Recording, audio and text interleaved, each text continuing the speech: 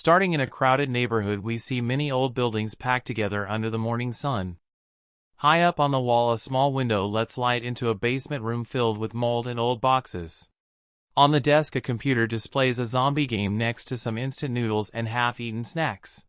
Lying on the floor, the young man sleeps soundly in his small room surrounded by piles of random stuff.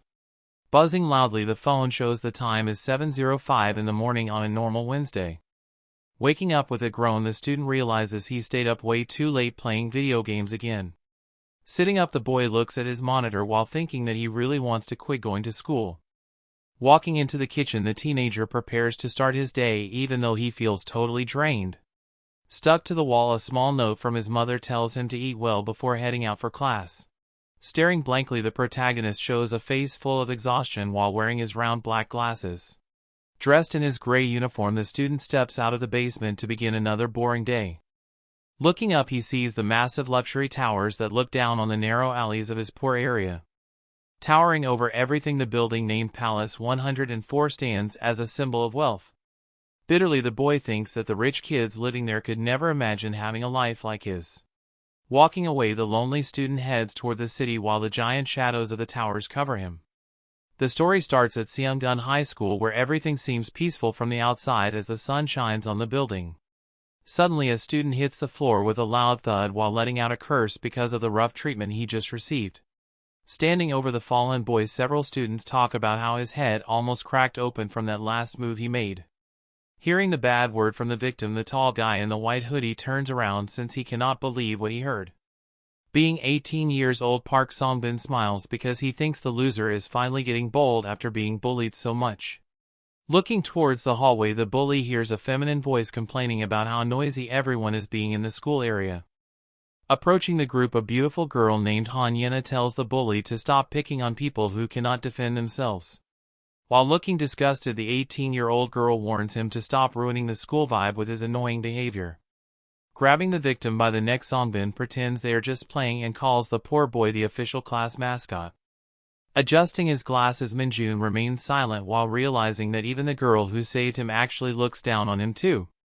Refusing to hang out with the group, Yena mentions a previous party in a basement that felt totally creepy and weird for her.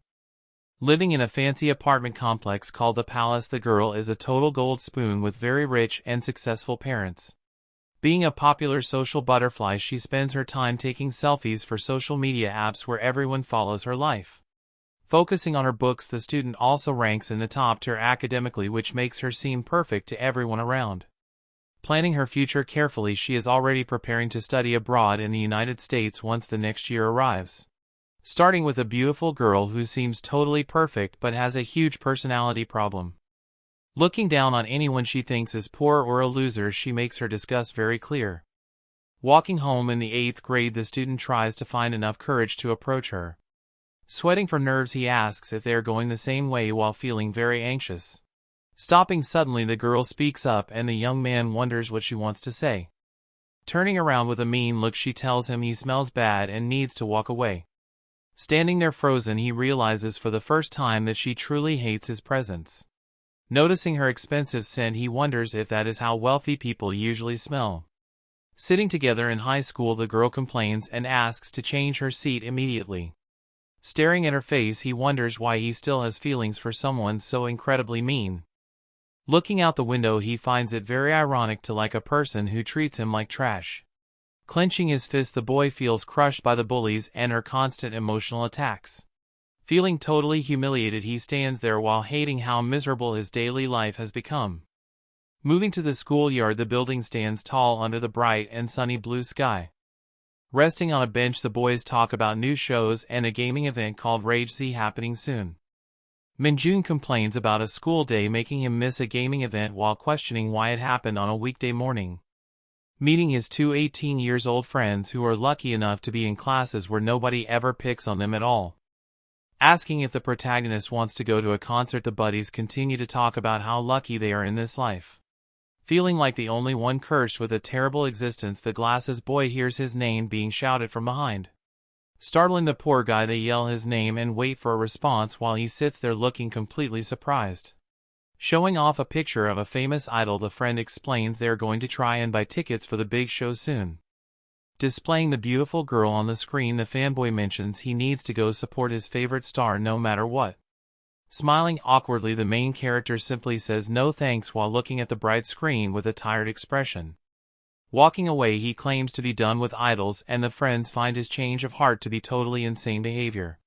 Staring at his back, the two classmates mention how he looks even more dead inside than he usually does on a normal day.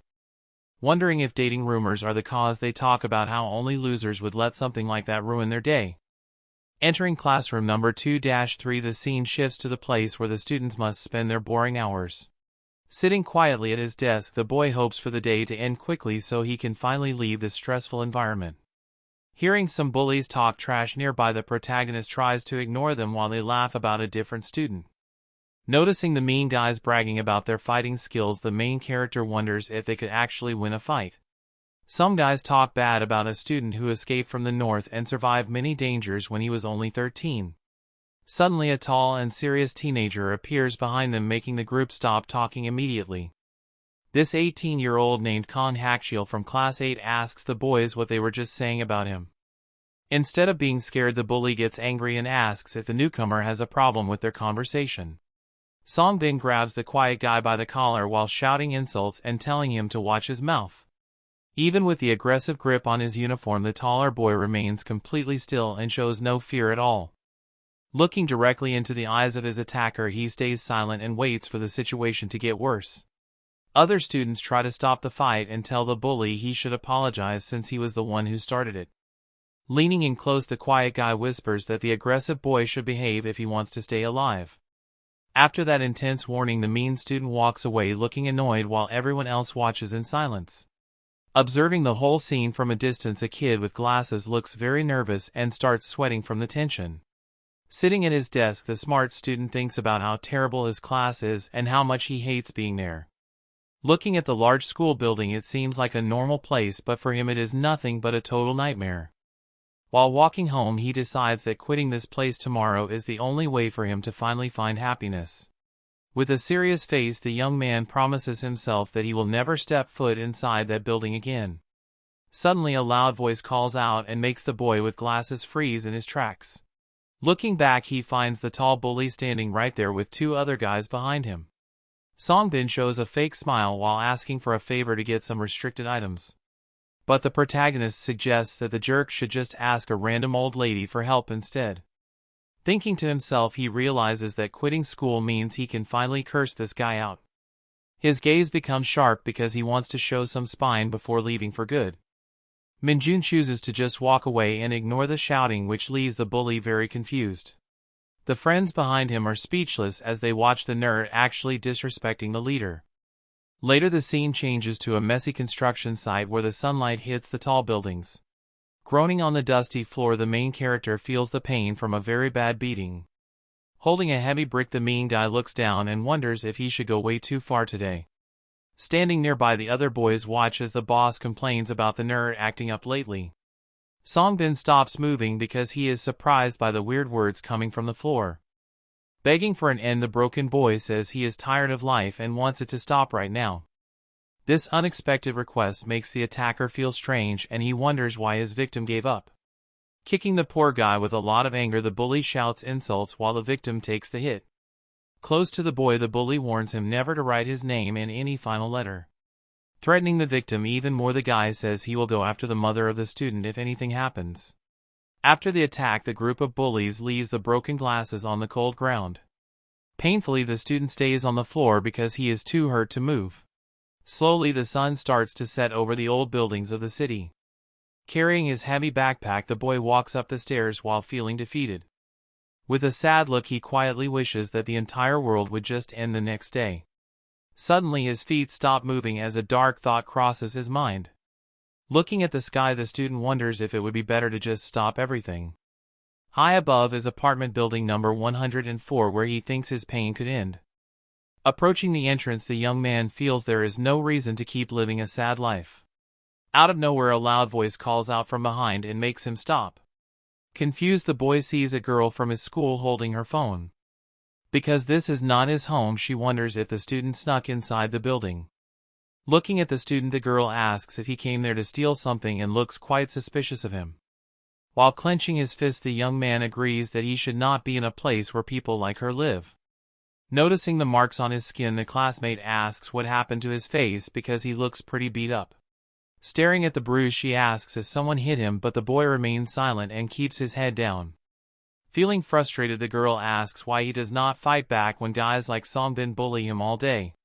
Since he is pathetic, she wonders why he lacks the courage to stand up for himself in such a miserable life. Suddenly, the student starts walking away, which leaves the girl completely confused by his sudden silence. Screaming at his back, she asks if he is crazy for ignoring her while she is trying to talk to him. Sighing deeply, the girl thinks about how weak and spineless he is as she watches him leave the area. Determined to help, she decides to talk to that bully tomorrow while the lonely boy continues his walk home. High above the tall buildings, the scene shifts to the quiet neighborhood where the sun is starting to set. Inside his small room, the tired teenager closes the door behind him and prepares to distract his mind. Pushing the power button on the computer, the boy decides to just play a game to forget his bad day. Putting on his headphones, the student feels ridiculous for giving up on his dark thoughts because of Yena.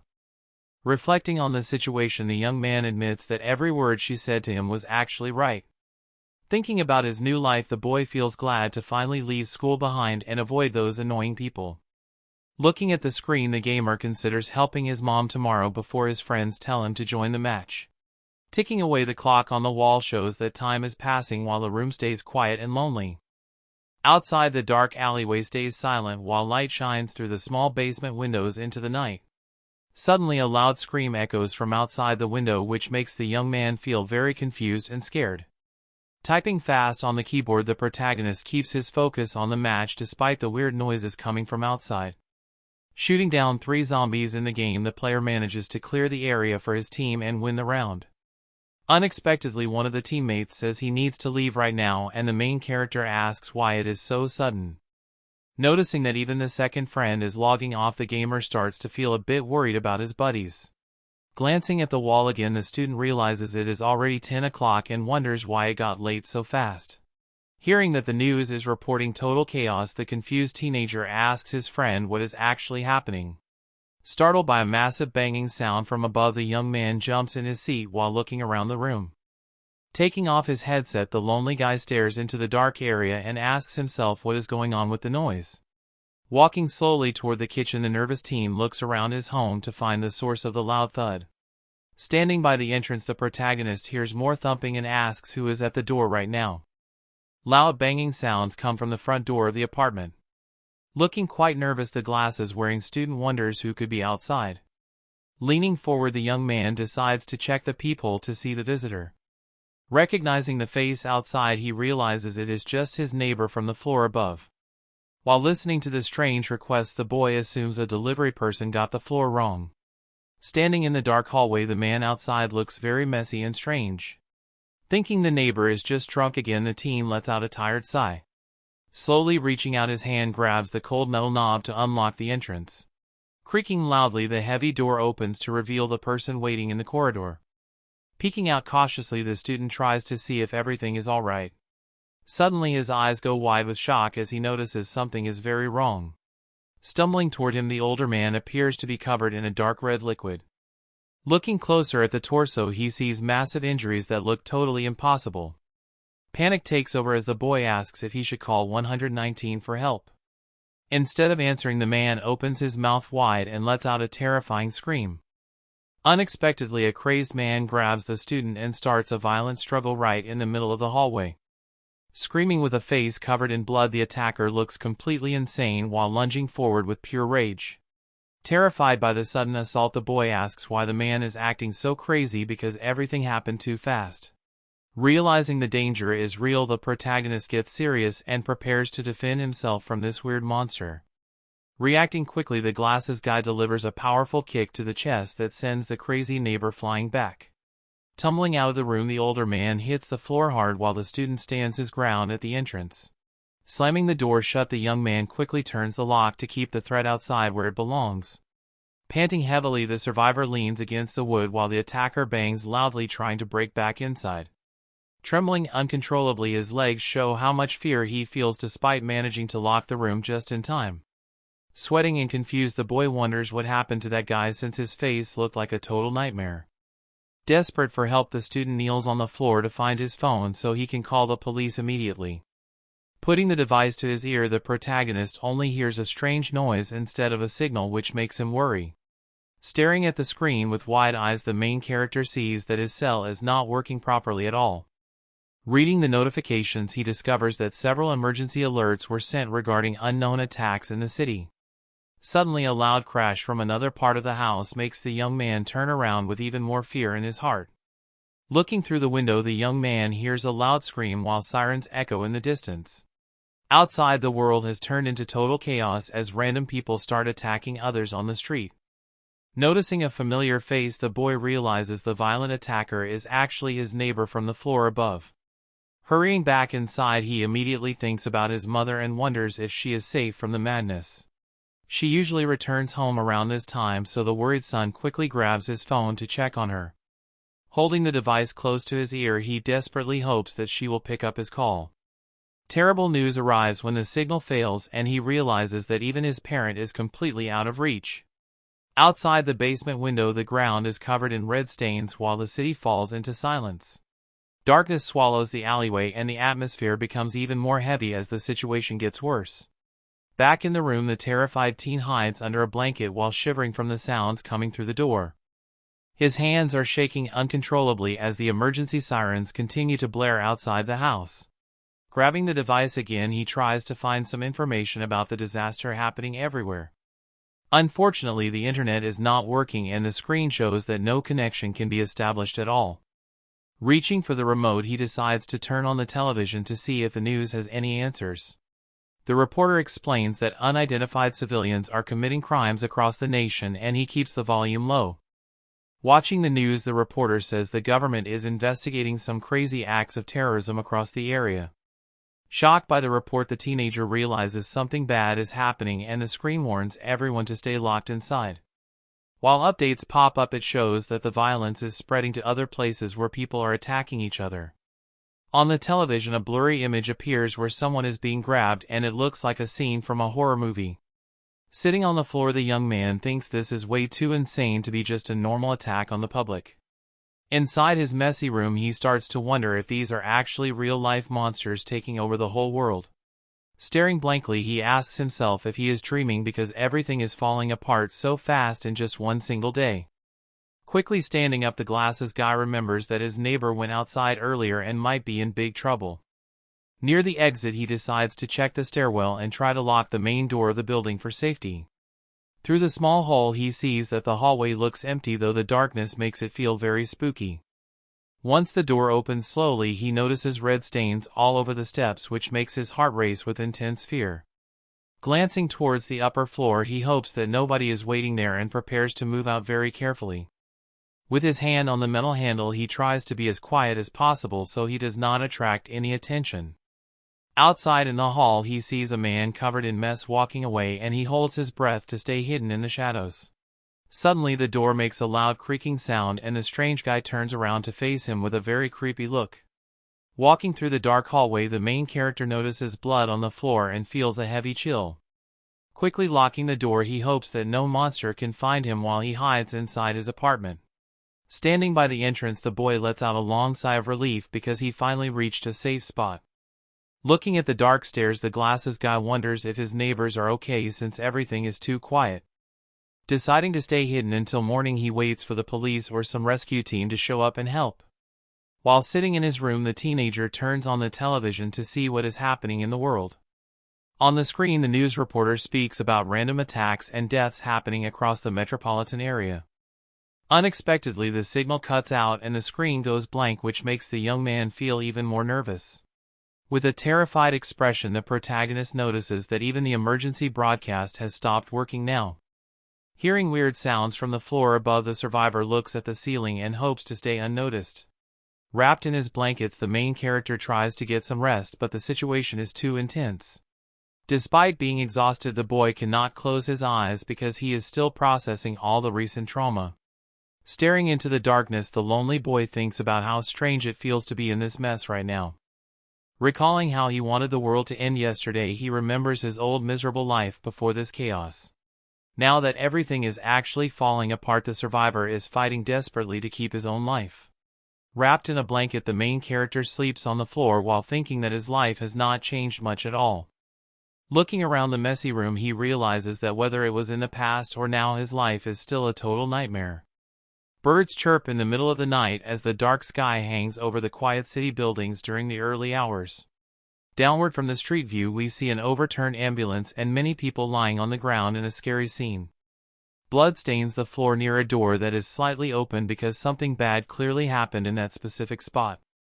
Peeking through the small gap, the boy with glasses looks terrified while cold sweat runs down his face from the fear.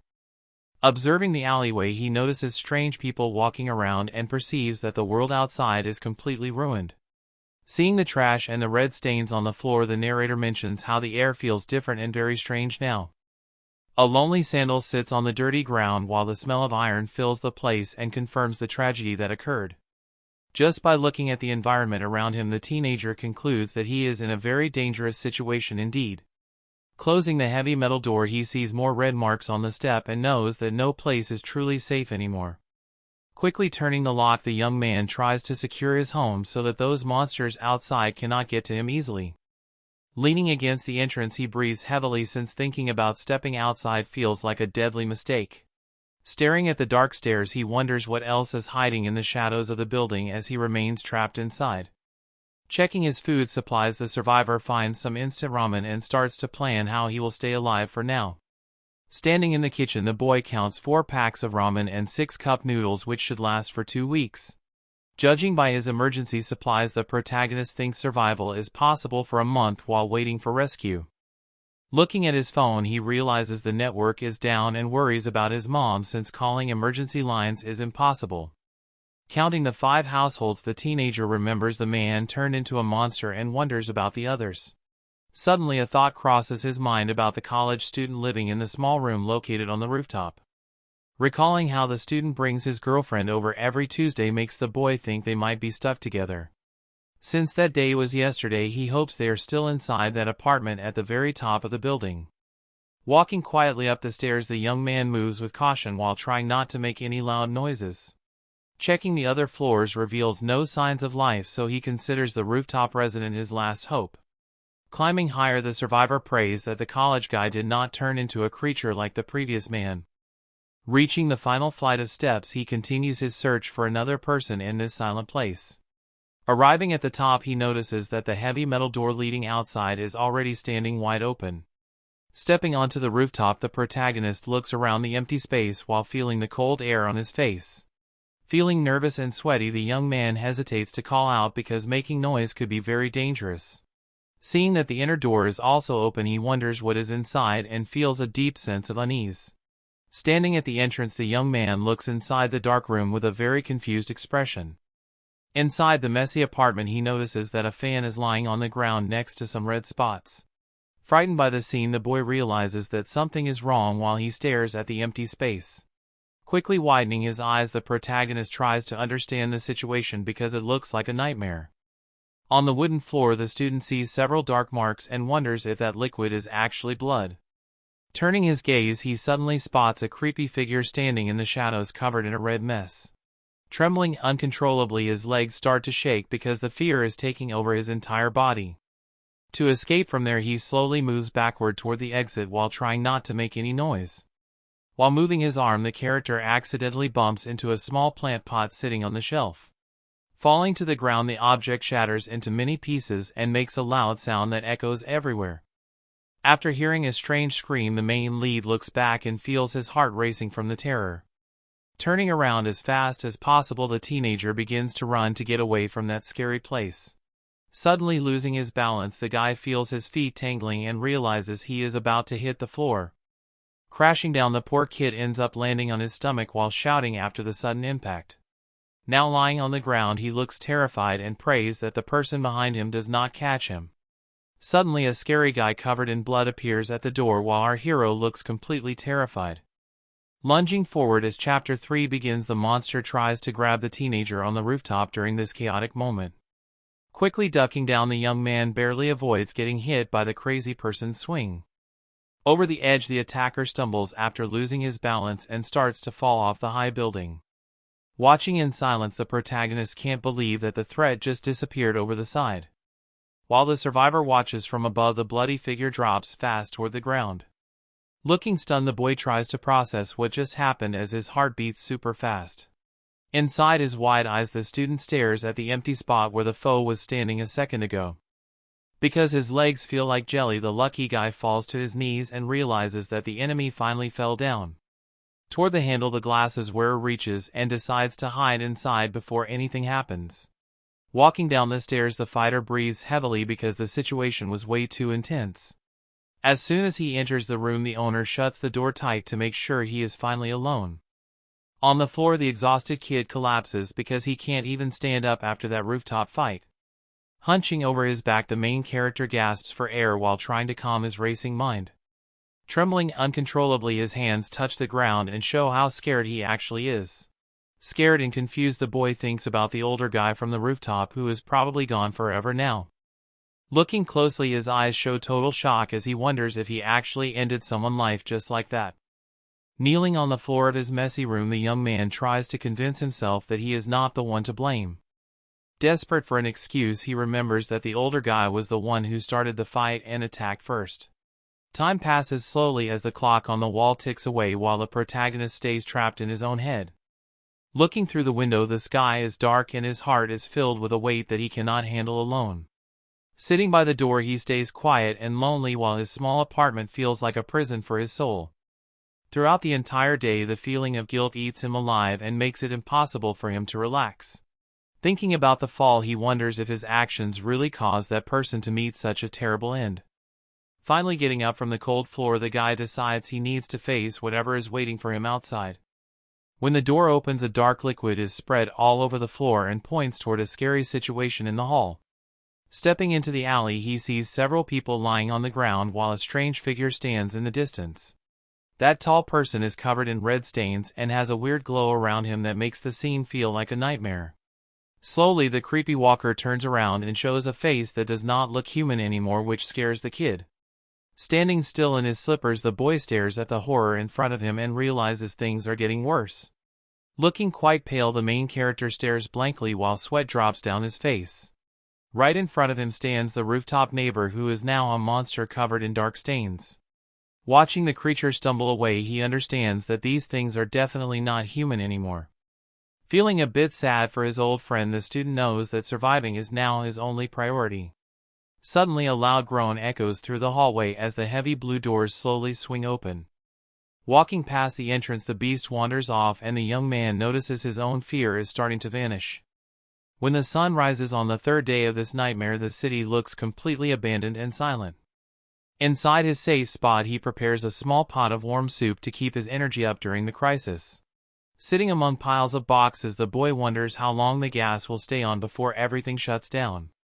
Thinking deeply, he questions if staying hidden in this basement is really the best plan for the future. Maybe going back to the roof to light a signal fire is the only way to get some real help. Glancing through his cracked lenses, the survivor focuses on the next step of his dangerous journey. Looking at the door he blocked with green tape, the lonely teen decides to leave his room tomorrow. Remembering the chaos from the previous 2 days makes him feel strange because he is no longer terrified. Resting quietly with his simple meal, he realizes that those monsters do not even scare him at this point. Suddenly, the boy looks stunned because his phone begins to vibrate loudly on the table. Looking down, he notices a call from his mother popping up on the bright screen.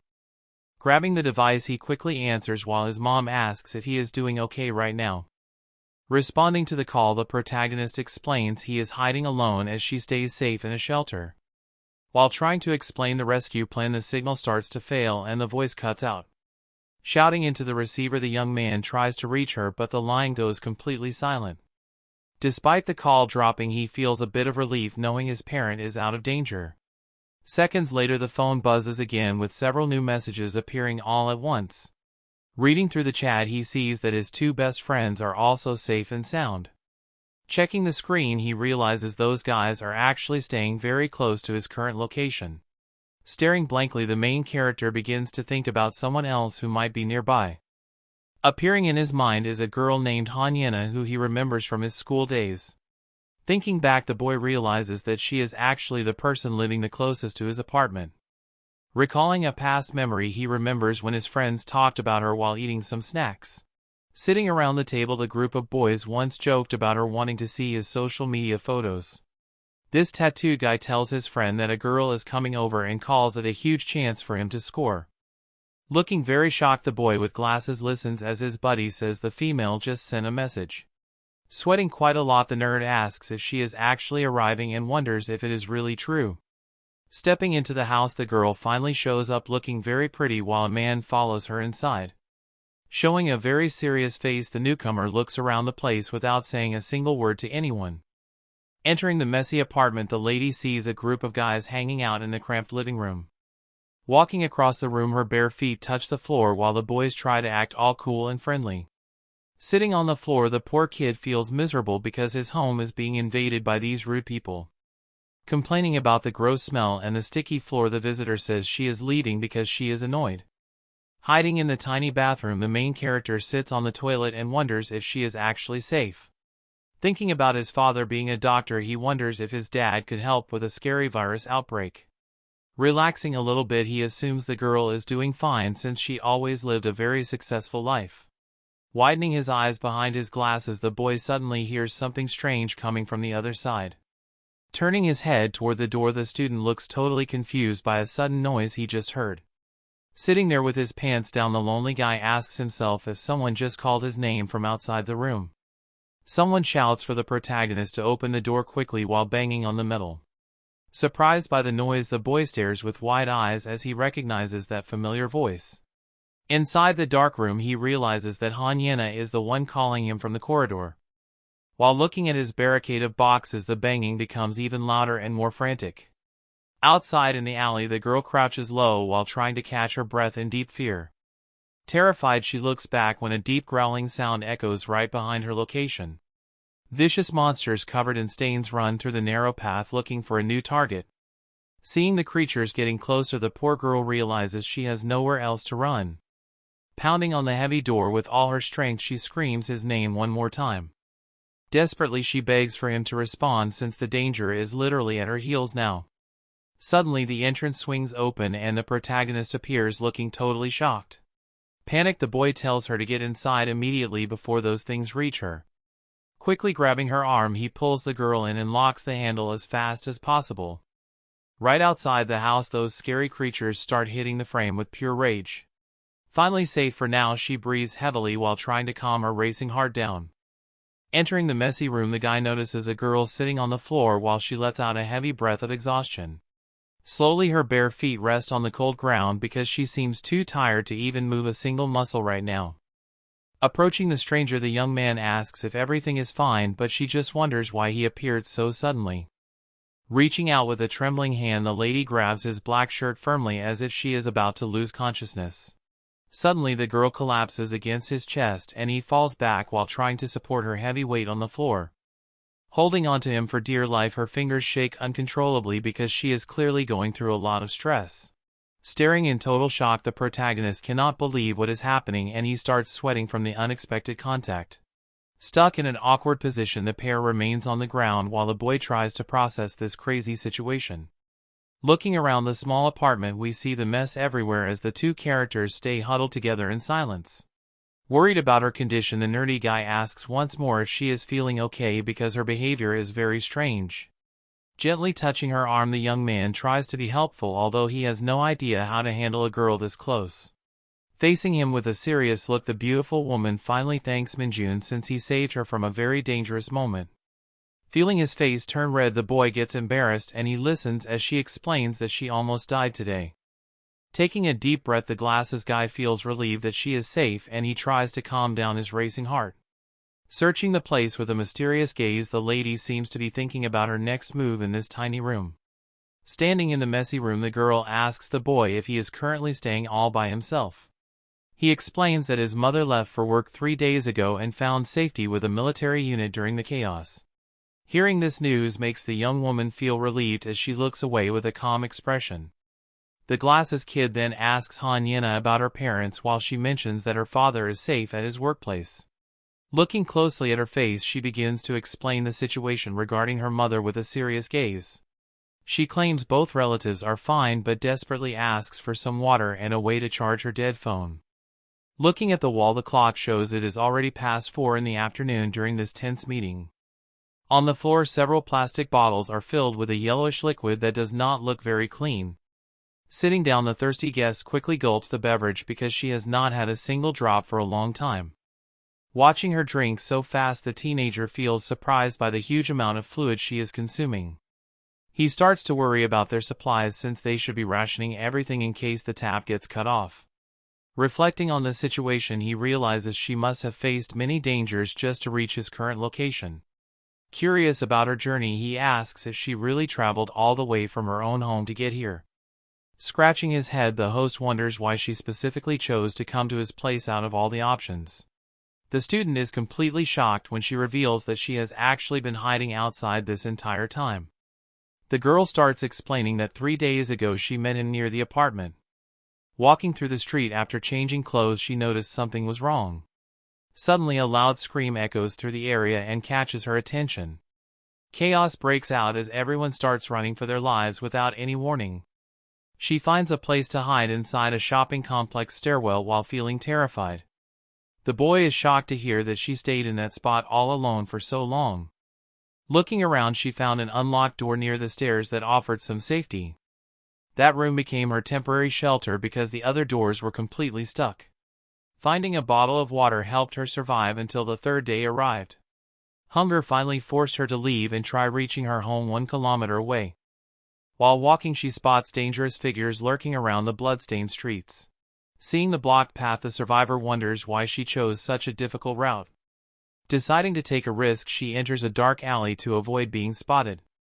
Eventually, the lady reached the neighborhood where her friend lives while hiding.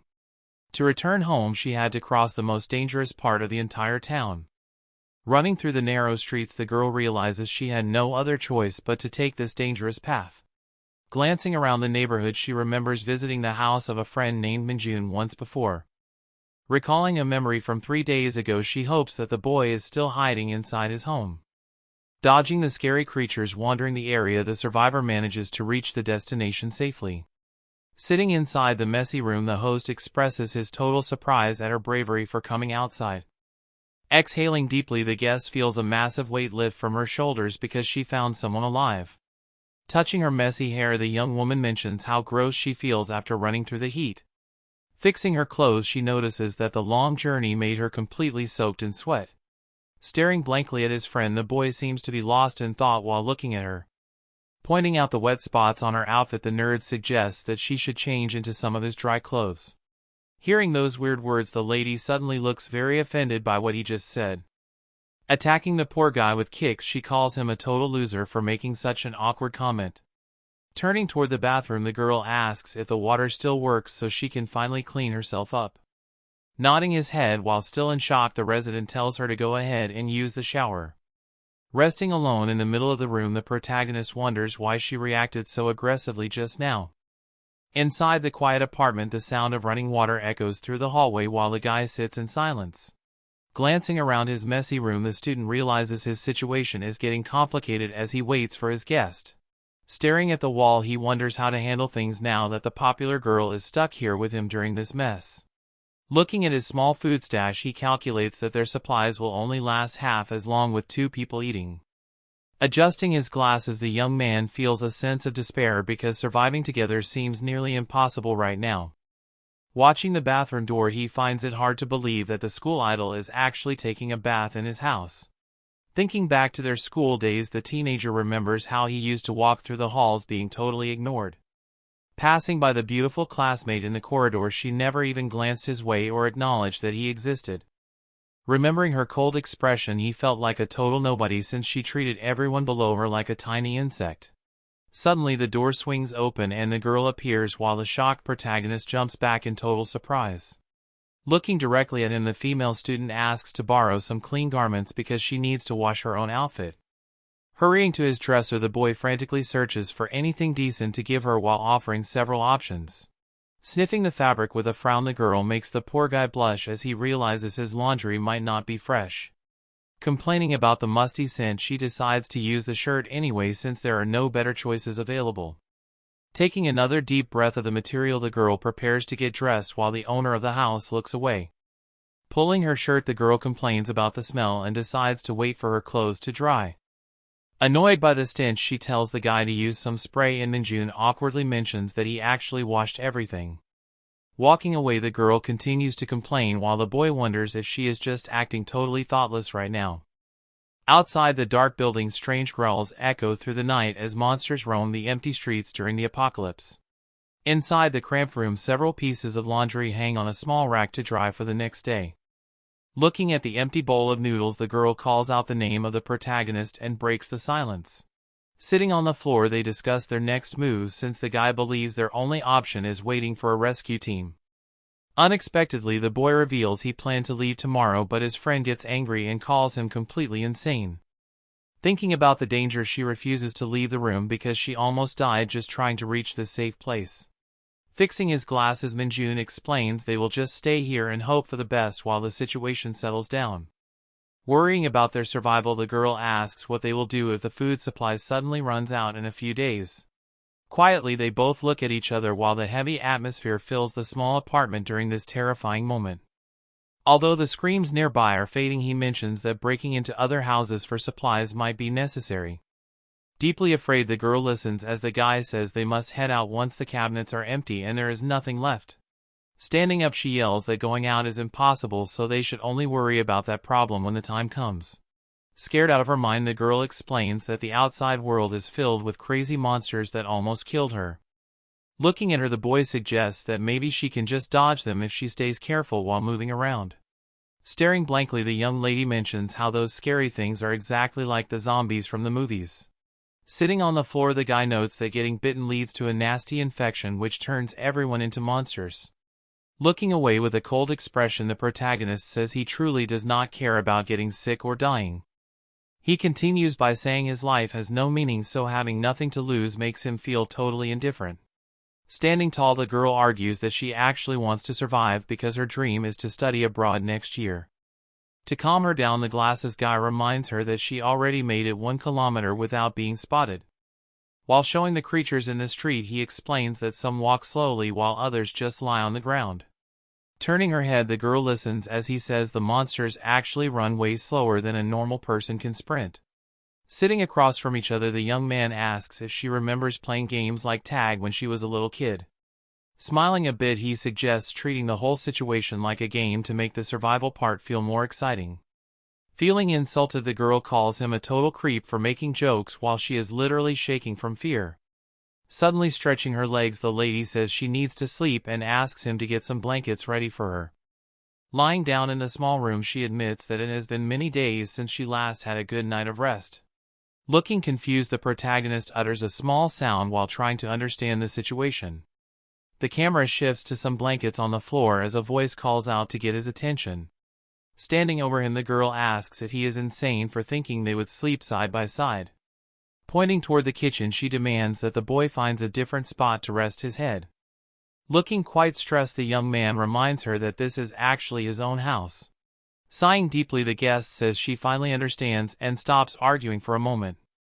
Walking away, she claims to be just an uninvited visitor and tells him to take the comfortable bed. Threatening to sleep in the dangerous hallway, the lady makes the poor guy panic and beg her to stay. After a long back and forth about the sleeping arrangements, the brunette finally agrees to stay inside. Lying down on the hard floor, the main character eventually accepts his fate of sleeping in the kitchen. Thinking to himself, the boy realizes he lost the argument, but at least he is still safe indoors. Reflecting on his new roommate, he feels glad to have company despite her talking way too much. Outside the room, some strange growling sounds echo through the dark and taped-up hallway. Sitting alone in the dark, a single candle flickers while more creepy noises fill the silent air. Tucked away in the comfy bed, the girl sleeps peacefully while monsters continue to moan outside. Lying on the bed, the young girl stares into space with a very sad look on her face.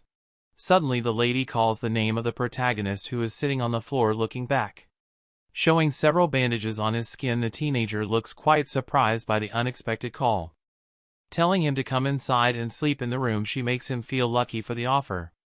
Looking at the dark hallway, the hero admits to himself that being all alone is truly terrifying. From behind the tape boxes, strange and scary groans begin to echo through the quiet building. Sitting near the door, the student watches the girl sleep while he stays awake to keep guard. Recalling the times he hid on the stairs, the youth remembers those same scary sounds very well. Crying quietly into her pillow, the girl says she misses her mom while the young man listens. Staying silent by the entrance, the main character remains still and wonders what to do next. Hearing the soft sobbing sounds, the boy feels a deep sadness for his new companion. As the sun rises over the city rooftops, we see that dangerous monsters are wandering everywhere. Looking at the stained apartment walls, it is clear that many people did not survive the night. Wearing a shirt with the number 686, the lady remains fast asleep in bed. Standing over the bed, the survivor wonders just how much longer she plans to stay unconscious. Sleeping peacefully on the bed, the girl looks calm despite having said she was too scared to even close her eyes. At the wall, the clock shows that some time has already passed since they first settled into the room. Suddenly waking up and sitting on the mattress, she realizes that the place feels a bit different now. Turning her head with a confused expression, the young woman wonders what exactly is happening around her. Standing by the door, the glasses guy puts on his jacket while the girl asks where he thinks he is going. Adjusting his clothes, the boy calmly explains that he intends to head back up to the rooftop area. Worried about the danger, she warns him about the infected, but the teenager says he will just avoid them. Offering her a choice, he asks if she wants to tag along, yet the girl quickly refuses because she is terrified. Deciding to go alone, the protagonist tells her to stay safe inside while he handles things outside by himself. Walking slowly up the concrete steps, the hero begins his climb to see what changed on the upper floor. Upon reaching the top, he stops abruptly after noticing something very wrong with the entrance door ahead. Through the darkness, the survivor sees a massive crack spreading across the surface of the glass. Realizing the danger, he notes that the thin film won't hold the broken window together for much longer. On the stairs, the young man keeps moving while being careful with every single step he takes. Near the exit, the boy mentions that a terrible smell is coming from the area right in front of him. While walking through the building, the girl admits she has a very bad feeling about the situation. Looking quite nervous, the glasses guy stares ahead while trying to process what is happening. Outside, the city looks calm even though many rooftops are visible under the bright blue sky. Suddenly, he finds himself in a room covered in red stains and notices someone lying still on the floor. Seeing the mess, the student stays frozen with a shocked expression on his face. Recognizing the person as the girlfriend of the rooftop guy, he realizes that she is no longer moving. Before leaving the area, the teenager decides to say a quick prayer for the poor girl.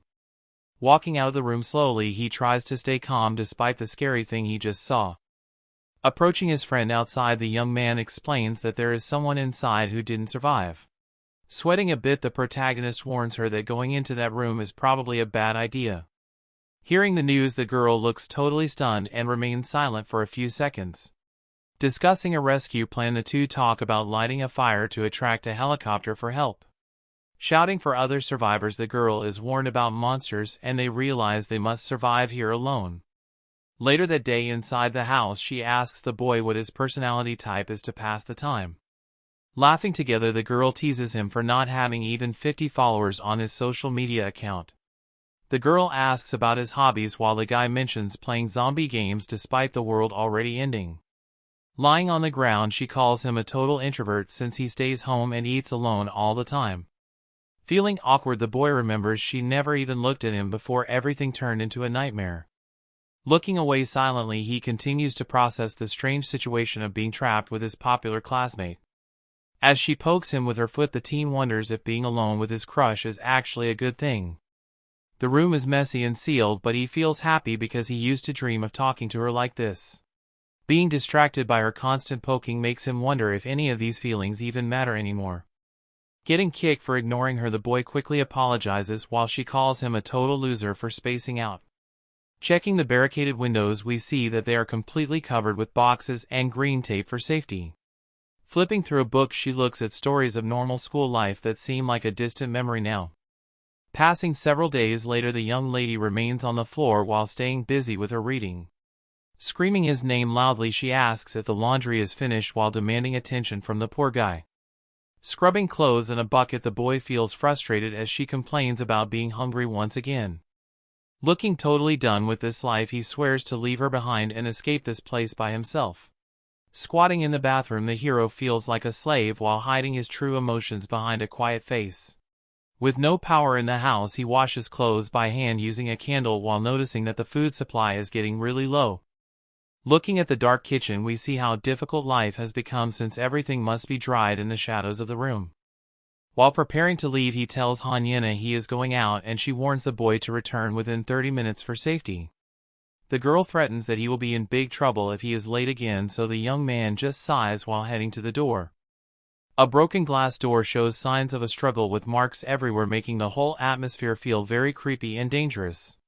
Carefully peeking outside, the boy checks the area to make sure no monsters are waiting right behind the entrance for him. He patrols the neighborhood once a day, but only walks through the paths that he knows are safe from any nearby infected people. After spending several days studying how the infected people act, he finally begins to understand their strange daily patterns. These creatures act just like zombies and only attack living humans while ignoring anything that is already dead or changed. Because they have bad eyesight, the monsters cannot see him if he stays between 50 and 100 meters away from them. Even though they cannot see well, they are very sensitive to sound, so the survivor must stay as quiet as possible to survive. During the day, there are fewer enemies around because they seem to hate the sunlight and hide in the dark corners of town. Since the monsters love the dark, it is extremely dangerous to go outside at night when the creatures are much more active. While observing them from a distance, the protagonist realizes that these specific monster traits are actually very familiar. Everything he sees reminds him of an online game he used to play before the entire world ended and things got totally crazy. Thinking about his recent gaming sessions, the boy realizes the infected act exactly like the monsters from that world. Looking serious, he wonders if this is just a coincidence or the start of something much worse for everyone. Realizing the danger, he suspects that the apocalypse might actually be coming sooner than expected. Outside, the city looks quiet, but a dark shadow hangs over the buildings while the sun still shines above. Evidence of a struggle appears at the entrance since the glass is shattered and stains mark the floor. Inside a dark room, a girl sits alone and complains about being bored after finishing all her comic books. Glancing at the wall, the clock shows that time is passing slowly while the silence fills the entire apartment. Annoyed by the delay, she mentions that her friend is late again and needs to be trained to listen better. Suddenly, a loud noise catches her attention because she hears the sound of a helicopter flying nearby today. Looking up with hope, she wonders if there is any use in waiting for someone to come and rescue her. High in the blue sky, the small vehicle flies away while the sun continues to watch over the empty streets. On a rooftop nearby, two people wave their arms and scream for help near a fire that they started earlier. Down in the narrow alleys between the tall structures, everything remains still as the world stays quiet.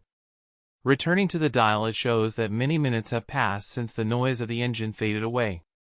Sitting on the floor, the young woman looks worried and keeps waiting for her companion to finally return. Looking very anxious, the girl wonders why her friend has not returned yet and softly whispers his name. Pacing around the dark room, she notes that over 90 minutes passed since he left and fears for his safety. Staring at the wall, the lady gets angry while thinking about how dangerous it is for anyone to stay outside. Outside, the sun begins to set over the quiet city buildings, which means the monsters will appear soon. Sitting on the floor, the young woman looks totally defeated because she is losing hope of seeing him again. Tears start to fall as she asks if the boy is still alive or if he became a victim of the monsters. Watching the small candle flicker, she remembers that more infected creatures come out once the light disappears. Curled up in a corner of the messy apartment, the survivor feels completely isolated in this terrifying world. Sobbing quietly, the poor girl begs for him not to leave her alone in such a dark and scary place. Suddenly, a loud clicking sound from the door makes her jump, and she looks up with a very surprised face. Bursting through the entrance, the guy yells her name while looking like he just ran a marathon to get there. Seeing her state, the young man freezes because he did not expect to find his friend crying on the floor. Standing up to face him, the girl looks exhausted and hurt while the traveler tries to catch his breath. Screaming with anger, she points out he is 3 hours late and asks if he really wants to get hurt. Preparing to give him a piece of her mind, the woman raises her hand while he tries to explain himself. Explaining his delay, the boy shows a paper that was dropped by a helicopter earlier today. Hearing the strange news, the girl looks totally stunned while staring at the document in his hand. Standing together in the dark room, the woman asks what those papers are actually about. Showing the red flyer, it says that the entire city will be locked down by 18 hours tomorrow. Panicking because they live right there, the two realize they only have until the next day to leave.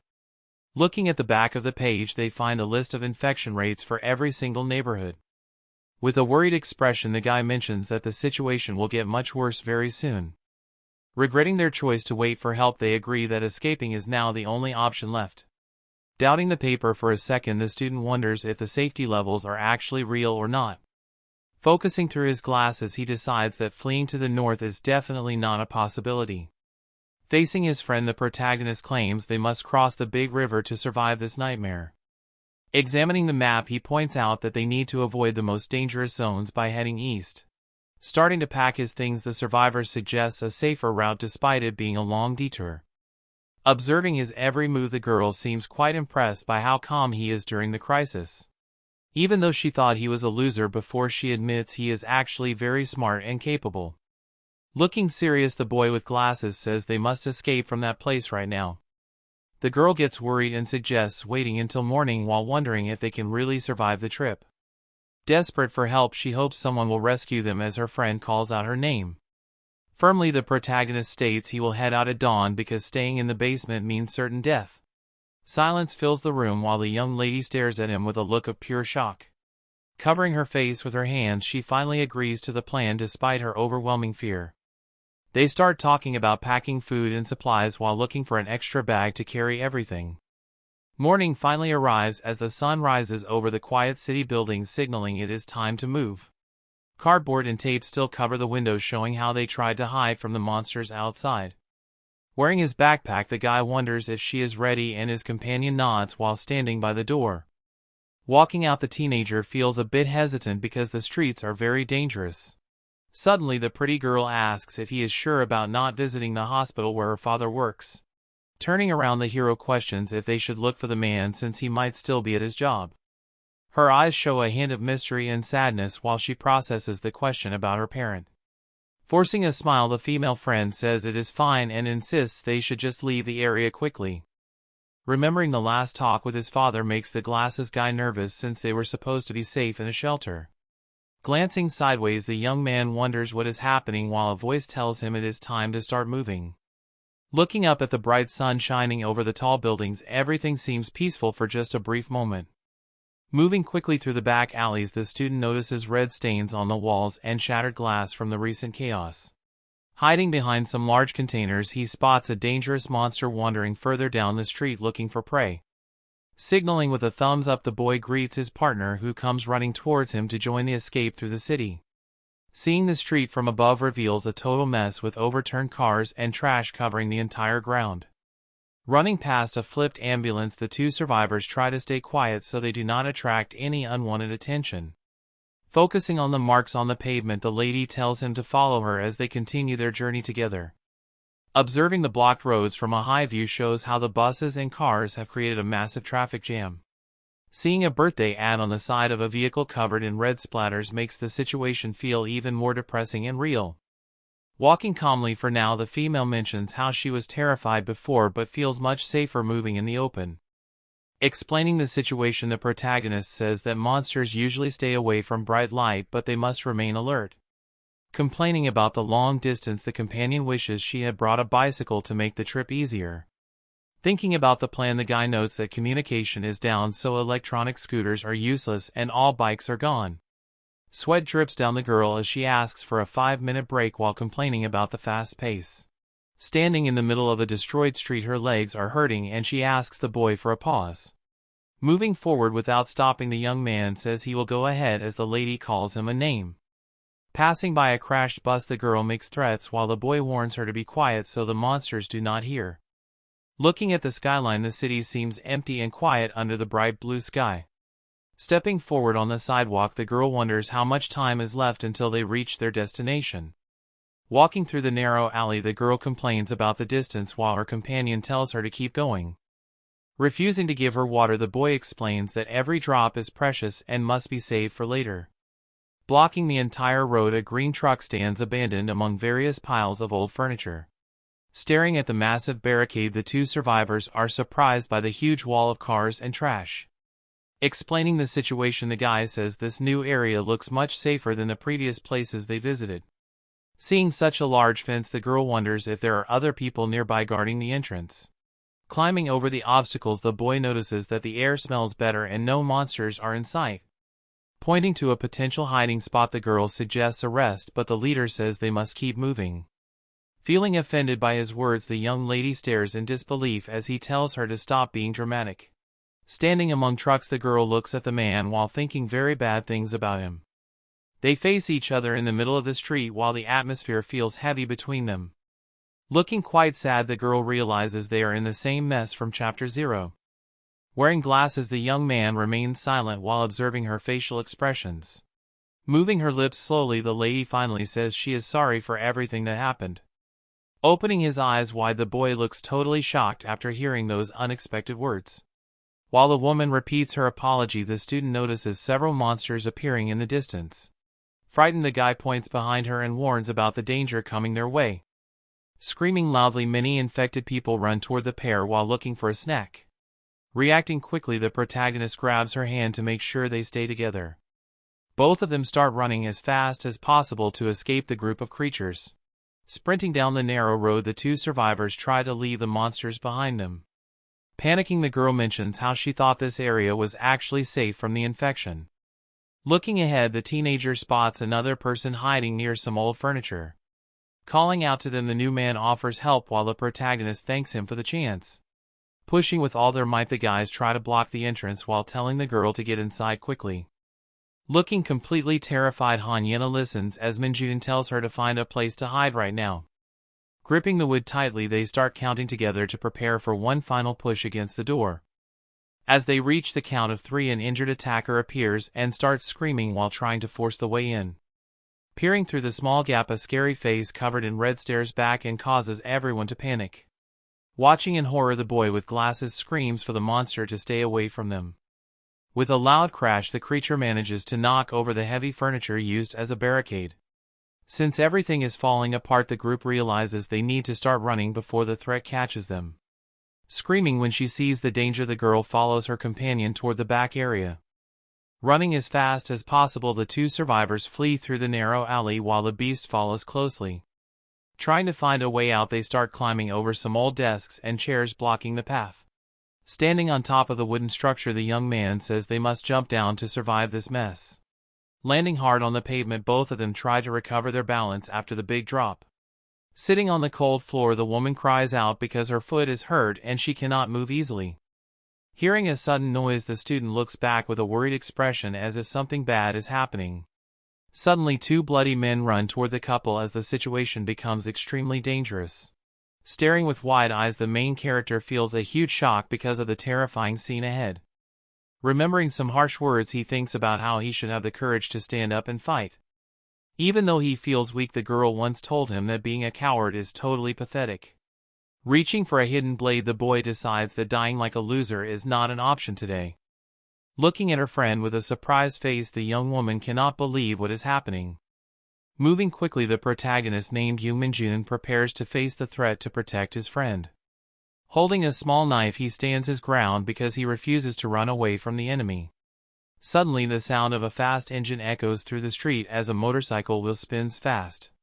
While someone yells for them to get down, a group of bikers rushes into the middle of the fight.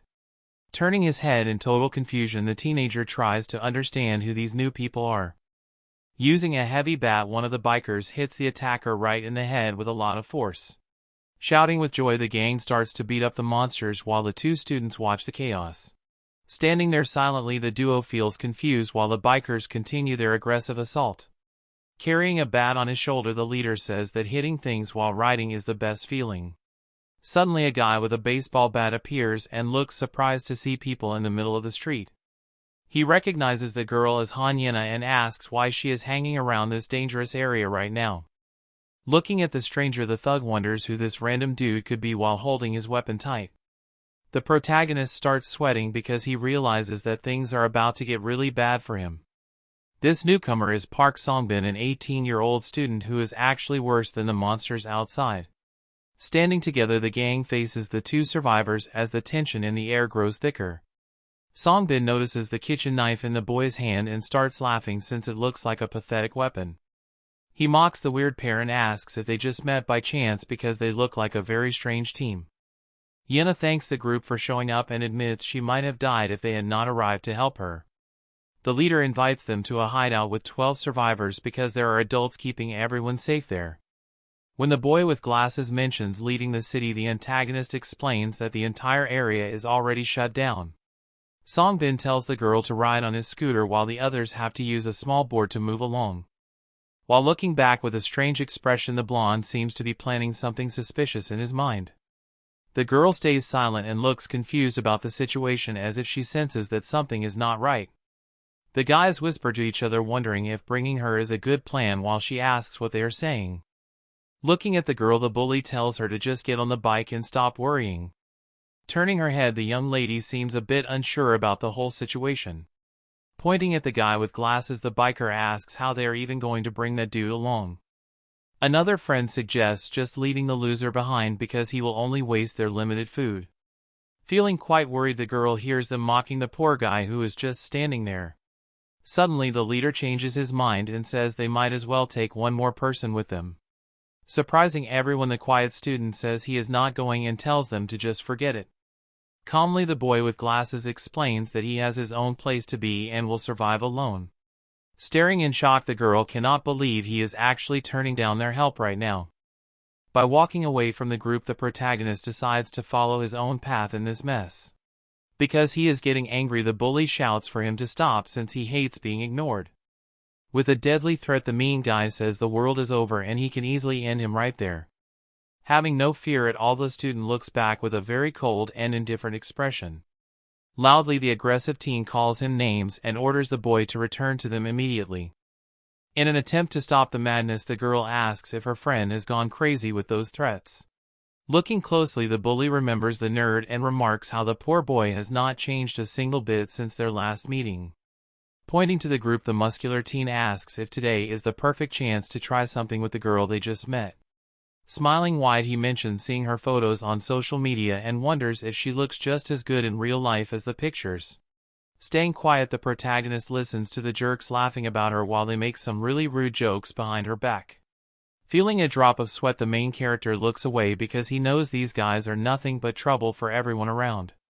Carrying a heavy bat, the tattooed leader apologizes to the lady for being wild, but he tells her to stop nagging him already. Turning around, the girl says sorry to the glasses kid and decides to follow the dangerous group instead of staying with him. Staring coldly, the bully looks at the weak boy with a face that shows he is clearly the one in control of this situation. Grinning like a villain, the thug says that leaving this area is basically suicide and that everyone should just stay close. Showing the destroyed streets, he suggests going to their secret hideout while they walk past a car covered in red stains. Looking up at the tall buildings, the city looks empty and scary under the bright blue sky during this weird apocalypse. Approaching a dark entrance, the group reaches a place filled with old supplies and warnings about where not to park bikes. Walking inside, the leader asks if the nerd remembers this place because it seems like they have a history in this building. Realizing the truth, the protagonist gets terrified since this is the exact spot where the bully used to beat him up daily. Arguing among themselves, the group enters the dark hallway while the girl tells them to fix their mistakes like a leader. Minjun leans in to whisper a secret to Han Yena while she looks completely confused by his sudden approach.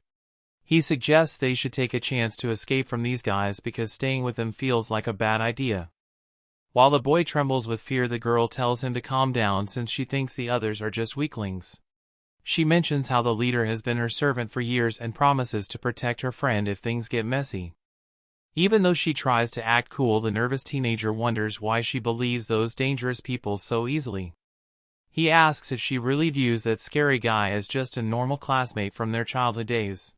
Silence fills the air as the young woman stares back with a blank expression while processing his warning. Standing right in front of the exit is the boss holding a weapon while blocking their path to freedom. The muscular guy turns around and asks why they are trying to leave so soon after arriving at the spot. Panicking slightly, she makes up a story about a shelter where her parents are waiting for her arrival. With a cold look, the bully reveals that the place she mentioned was actually destroyed a long time ago. He questions why she would go with a loser and demands they stay until tomorrow morning. Desperate to get away, the girl insists that their situation is very urgent as she tries to walk past him. Nervous laughter escapes her lips while she moves forward in hopes they can just leave without a fight. Suddenly a loud sound echoes through the hallway when a bat hits the wall to stop them from moving. One guy calls out to Yena while she stands there with her long hair flowing. Moving closer, he warns the girl to wait until tomorrow before trying to leave with the rest of the group. Staring intensely, the bully asks if there is some secret business going on with that other student. Trembling slightly, she mumbles the name of Park Songbin while looking very worried about the whole situation. Clenching her fist tightly, the girl insists on going right now despite the clear tension in the air. Watching the scene unfold, the guy with glasses realizes that things are going exactly as he predicted.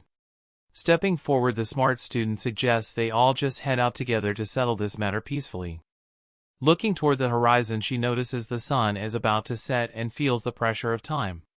Carrying a heavy baseball bat, the tall leader walks out of the dark tunnel into the open area. Walking away with confidence, the fighter heads toward the massive construction site as everyone follows him. Arriving at the destination, the protagonist observes the barricades meant to keep those infected monsters away. Looking at the piles of wood and gas tanks, it seems like the defense was put together very quickly. Standing side by side, the duo prepares to enter the dangerous zone while keeping their guard up. Reaching out, the boy gently taps her hand to get her attention during this quiet moment. Whispering softly, the young man tells her not to worry because he has a plan for what comes next. Looking seriously at the girl, the guy with glasses promises that he will never leave her side. While the girl looks back, she feels very nervous and sweat drips down her face. Suddenly, loud noises ring out and make the poor girl scream in total terror. Behind the fence, many scary monsters appear and she wonders if they are actually safe.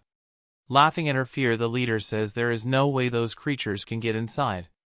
From a high view, it is possible to see the group is surrounded by many hungry monsters. Pointing to a metal ladder, the guide tells everyone to start climbing to the second floor. Reaching the top, the protagonist looks around while feeling nervous about what comes next. Inside the dark building, the blonde kid announces that he finally brought the new guests. In the main room, they find a very large man with tattoos sitting and waiting for them. Smiling widely, the big guy seems excited to see that they have new visitors in his base. Because he recognizes the girl, the large man asks if she is the famous Han Yena. Introducing himself as Lee Bongyu, he is 19 years old and follows her on social media. Feeling very uncomfortable, the girl wonders who this strange person is while looking confused. Scratching his stomach, the big man tells her to just relax because this place is totally safe. Hearing the news, they realize all roads are blocked and they must wait here for someone to save them. Looking around, we see a full camp set up with chairs and even a grill for making food. Wood for the fire sits next to several fuel cans, which shows they plan on staying for a long time. Blocked by heavy furniture and metal bars, the stairs are now totally impossible for anyone to use. Staring in shock, the main guy wonders if these people actually built all of this by themselves. Watching from a distance, he suspects that this group might have stolen the shelter from someone else. Laughing loudly, the big man says bringing a girl back is a huge win since they have enough food. Feeling totally miserable, the young lady looks stressed because she knows this situation is getting bad. Standing there, she realizes that the leader tricked her and she regrets not listening to her friend. Reaching out with her hand, the female taps the tall guy on the shoulder to get his attention. Turning his head, the boy hears her asking if they can talk for a moment away from the crowd. Begging him to stop this, she asks if he can just let her leave and go back home already. Showing her fear, she says she hates this atmosphere and the scary people he hangs out with. Looking him in the eyes, she explains that she does not believe the bridge is really closed. Walking away, the survivor says she is leaving while the boy just stands there without saying anything. A rough hand suddenly grabs the boy's arm while someone yells for him to stop. Looking completely shocked, the girl stares at the scene with wide eyes because of the sudden tension. The aggressive guy shouts that she cannot simply walk away whenever she feels like it. Holding her tightly, he asks if she still believes the entire world revolves around her tiny whims. Unexpectedly, another hand reaches out and firmly grips the bully's forearm to stop the harassment. Stepping in the middle, the glasses kid nervously demands that his friend should be released immediately. Staring in disbelief, the mean teenager looks confused as he cannot believe someone is actually challenging him. Towering over the protagonist, the muscular jerk insults his intelligence and wonders if he has finally lost his mind. Around them, the construction site looks messy and dangerous with metal pipes and old barrels scattered everywhere. Getting closer, the aggressor dares the quiet kid to use the blade he saw earlier to defend himself. Screaming with rage, the bully calls him a coward and begs for the young student to actually try stabbing him. Suddenly, a very large man arrives at the scene while asking what all this noise is about. Explaining the situation, the tattooed teen says the girl complained about the place and acts like it's no big deal. Looking furious, the heavy leader finds out about the hidden kitchen knife and gets incredibly angry. Threatening the glasses student, the big guy demands the weapon unless he wants his face smashed in. Gripping his only blade tightly, the young man realizes he cannot defeat 5 enemies alone with just a simple kitchen knife. One of the bullies explains that Bongyu is the boss while he is the second in command and warns the boy to follow orders. Highlighting the state of emergency, the thug threatens the student with death after only 2 warnings to follow the rules. Grabbing the girl named Yena by the shoulder, the large tattooed man tells her to go rest inside his private tent. After the leader asks if she just cursed, the teen quickly lies about being in a panic because of the monsters outside. Boasting about his large deluxe tent, the man claims the mats are soft and comfortable, so she should go inside right away. Perceiving that this guy is a total psycho, the young lady tries to buy time by calling him a sweet name to act friendly. Looking back with a nervous face, the friend tells the leader that she is very hungry and asks if they have any food to eat. Excited by the request, the boss shouts about having a pork belly party tonight while the glasses guy watches in silence. Observing the scene with sweat on his face, the student realizes that this whole situation is a total disaster. Scanning the empty city, the narrator explains that there are no police around, so this place has become a lawless zone. Hugging the female tightly, the creep calls her cute while she looks completely terrified and tries to pull away from him. Knowing that these thugs are just as dangerous as the zombies, the boy worries that the leader will never leave her alone. Staring intensely at the ground, the glasses guy knows he must find a way to get his friend out of there immediately. Watching the infected creatures outside, he considers luring them in to cause a panic despite the risk to other survivors. Those 3 older guys sitting there do not look very trustworthy to the nervous student at all. He wonders if they should try to escape tonight because he is afraid they might hurt his friend soon. Looking around the messy construction site, the teenager feels like everything is just falling apart. Sizzling on the grill, the meat smells great, but the situation remains very tense for everyone there. One of the guys makes a weird comment about sitting next to the girl and she clearly looks uncomfortable. Suddenly, the bully tells the 4-eyed kid to take some food over to the older men in the back. Staring at the plate, the boy realizes that they are being way too stingy with the portion size. Thinking about their hunger, the young man decides to add some of his own food to the small plate. Approaching the dark corner, the protagonist finds the group of men waiting for their dinner. Holding out the meal, the glasses guy tells them it is not much, but they should eat it anyway. Surprised by the gesture, the older man thanks the kid while looking a bit confused by the kindness. Night falls over the quiet city as the stars shine brightly above the dangerous streets outside. Burning inside a metal barrel, the fire keeps the group warm while the shadows dance on the walls. Sitting together in silence, the 2 friends look tired and worried about what might happen next. Hearing her name called out, the girl looks up with a sad expression on her face while feeling scared. Sitting near the campsite, a large man asks the girl why she stays there alone and invites her to chill with the group. Thinking to herself, the girl decides to wait for everyone to fall asleep so she can finally sneak away from this place. Getting annoyed, the bully complains about her cold attitude and starts getting aggressive, but another guy stops him. Stepping in between them, the stylish boy tells his friend that he should stop bothering her right now. Looking completely surprised, the heavy man stares at his partner because he did not expect to be talked to like that. With a serious face, the young man tells the bully to back off while calling him a name to show he is not joking around. Somewhere else, a dark figure stands over a fallen boy named Minjun and says that his life is basically over now. Dragging the poor kid across the floor, the mean guy calls for help to throw the victim down from the high ledge. Lifting the body together, the 2 criminals start a countdown and prepare to toss the boy into the darkness below. Suddenly the victim grabs onto the bully clothes and says they are going down together as a piece of trash. Feeling a sudden pull, the attacker looks confused because he realizes he is losing his balance at the edge. Falling through the air, both of them head straight for the ground while the Chapter 9 title says they go to hell. Watching from above, the blonde guy looks terrified after hearing the loud crash from the floor below them. Panicking at the edge, the friend shouts that Sunjian fell all the way down to the first floor with his target. Laying on the hard ground, the two boys groan in pain after the big drop and someone begs for help in the dark. Falling to the ground, the young man groans in pain while realizing something is wrong with his body. Looking down at his own limbs, the boy wonders why his leg looks so twisted and weird right now. Stumbling nearby, another student tries to move away, but the injured guy calls out the name Young Minjun. Suddenly reaching out, a hand grips the leg of the person trying to escape, which causes a huge shock. Gritting his teeth, the hurt guy shouts at Minjun and asks where he thinks he is going after what happened. Expressing his anger, the boy blames his classmate for the broken bone and begs for some assistance. Hovering right behind him, a scary creature with pale eyes appears and asks for help in a terrifying way. Echoing through the dark alley, a nasty sound of a bite rings out while red stains cover the cold floor. Watching from a distance, the other friends freak out and decide to just leave the poor victim behind. Staring in total horror, the girl named Yena cannot believe the nightmare unfolding right before her eyes. Turning around quickly, the young lady starts sprinting away to save her own life from the danger. Following her lead, the muscular guy also runs as fast as possible while cursing at the situation. Climbing up the construction poles, the girl moves with speed to find a safe spot high above the ground. Jumping between the wooden crates, her feet land softly while she tries to escape the chaos below.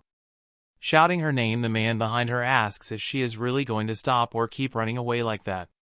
Looking super angry, the tattooed guy screams because the girl is trying to escape his reach. Stepping carefully, the young woman tries to cross a wooden board while the monsters crawl below. Across the narrow bridge, she spots a bright light ahead that might be her only way out. Terribly afraid, the lady hears the bully screaming that he will catch her no matter what.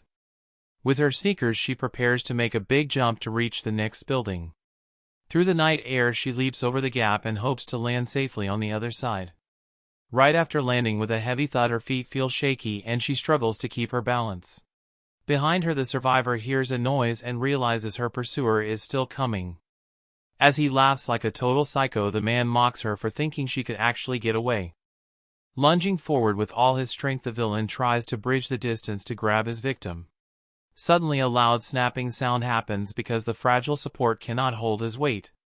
Since he is moving too fast, the criminal realizes he messed up as he begins to slip. Away from the rooftop, the enemy falls into the dark void in a split second. Down in the piles of trash, the fallen attacker groans in pain after the massive drop. From above, the girl realizes this is her best chance to finally flee the area. Shouting loudly, the girl tries to get everyone's attention by pointing towards her current location. Hearing the loud noise, some monsters look up and start heading toward the source of the sound. Standing below, the muscular man looks confused as the young woman keeps yelling from above the containers. Realizing what is happening, the fighter gets angry because Han Yena is exposing his position to everyone. Looking up with rage, the guy promises to get revenge on her for putting his life in danger like that. Suddenly a terrifying scream echoes through the dark area and scares the person standing on the ground. Running fast toward the noise, two creatures appear and start chasing the one who stayed down there. Trying to survive, the man runs away while the lady watches the chaos from her safe spot on the roof. Looking around with worry, she wonders where her friend Young Minjun could be hiding at this moment. Holding her hands together, the girl prays for her companion to stay safe during this nightmare. Appearing out of nowhere, a tired boy stumbles through the trash while the woman watches in surprise. Feeling very happy, the lady notices that her buddy is alive and tells him to come up quickly. Breathing heavily, the exhausted male looks at the high platform while trying to catch his breath. Grabbing a rusty pipe, the young man starts to climb up the wall to reach the safe area above. Struggling with all his strength, the boy pushes himself over the machine while making pain noises. Hurriedly, the girl prays to endure just a bit longer as sweat drops down her face. Firmly grabbing his arm, the companion tries her best to help the fallen boy. Groaning in pain, the student collapses on the cold floor and feels his strength fading. Worriedly, she asks if those monsters bit him, but he claims to be only feeling very dizzy. Suddenly a loud voice echoes through the alley as a mean guy looks for the protagonist. Ignoring the threats, the weak boy tells his friend that they really need to leave immediately. Looking at the night sky, the female lead wonders if he can run while the teen tells her to save herself. Stumbling forward, they move through the shadows and try not to make any loud noise. Falling again, the boy hits the ground hard as his helper panics and checks his condition. Putting his arm over her shoulder, the brave young lady supports his weight and walks ahead. Hearing screams for help in the distance, the pair hides in the narrow and scary streets. Because growls from the zombies fill the air, the situation becomes even more terrifying. Realizing the danger of the night, she notices that the infected enemies are getting closer. Looking down with blurry eyes, the exhausted protagonist whispers the name of Hanyena. Desperate to keep him safe, the lady refuses to leave and promises to find a hiding spot. Looking determined, the girl promises she will save him even if things get tough.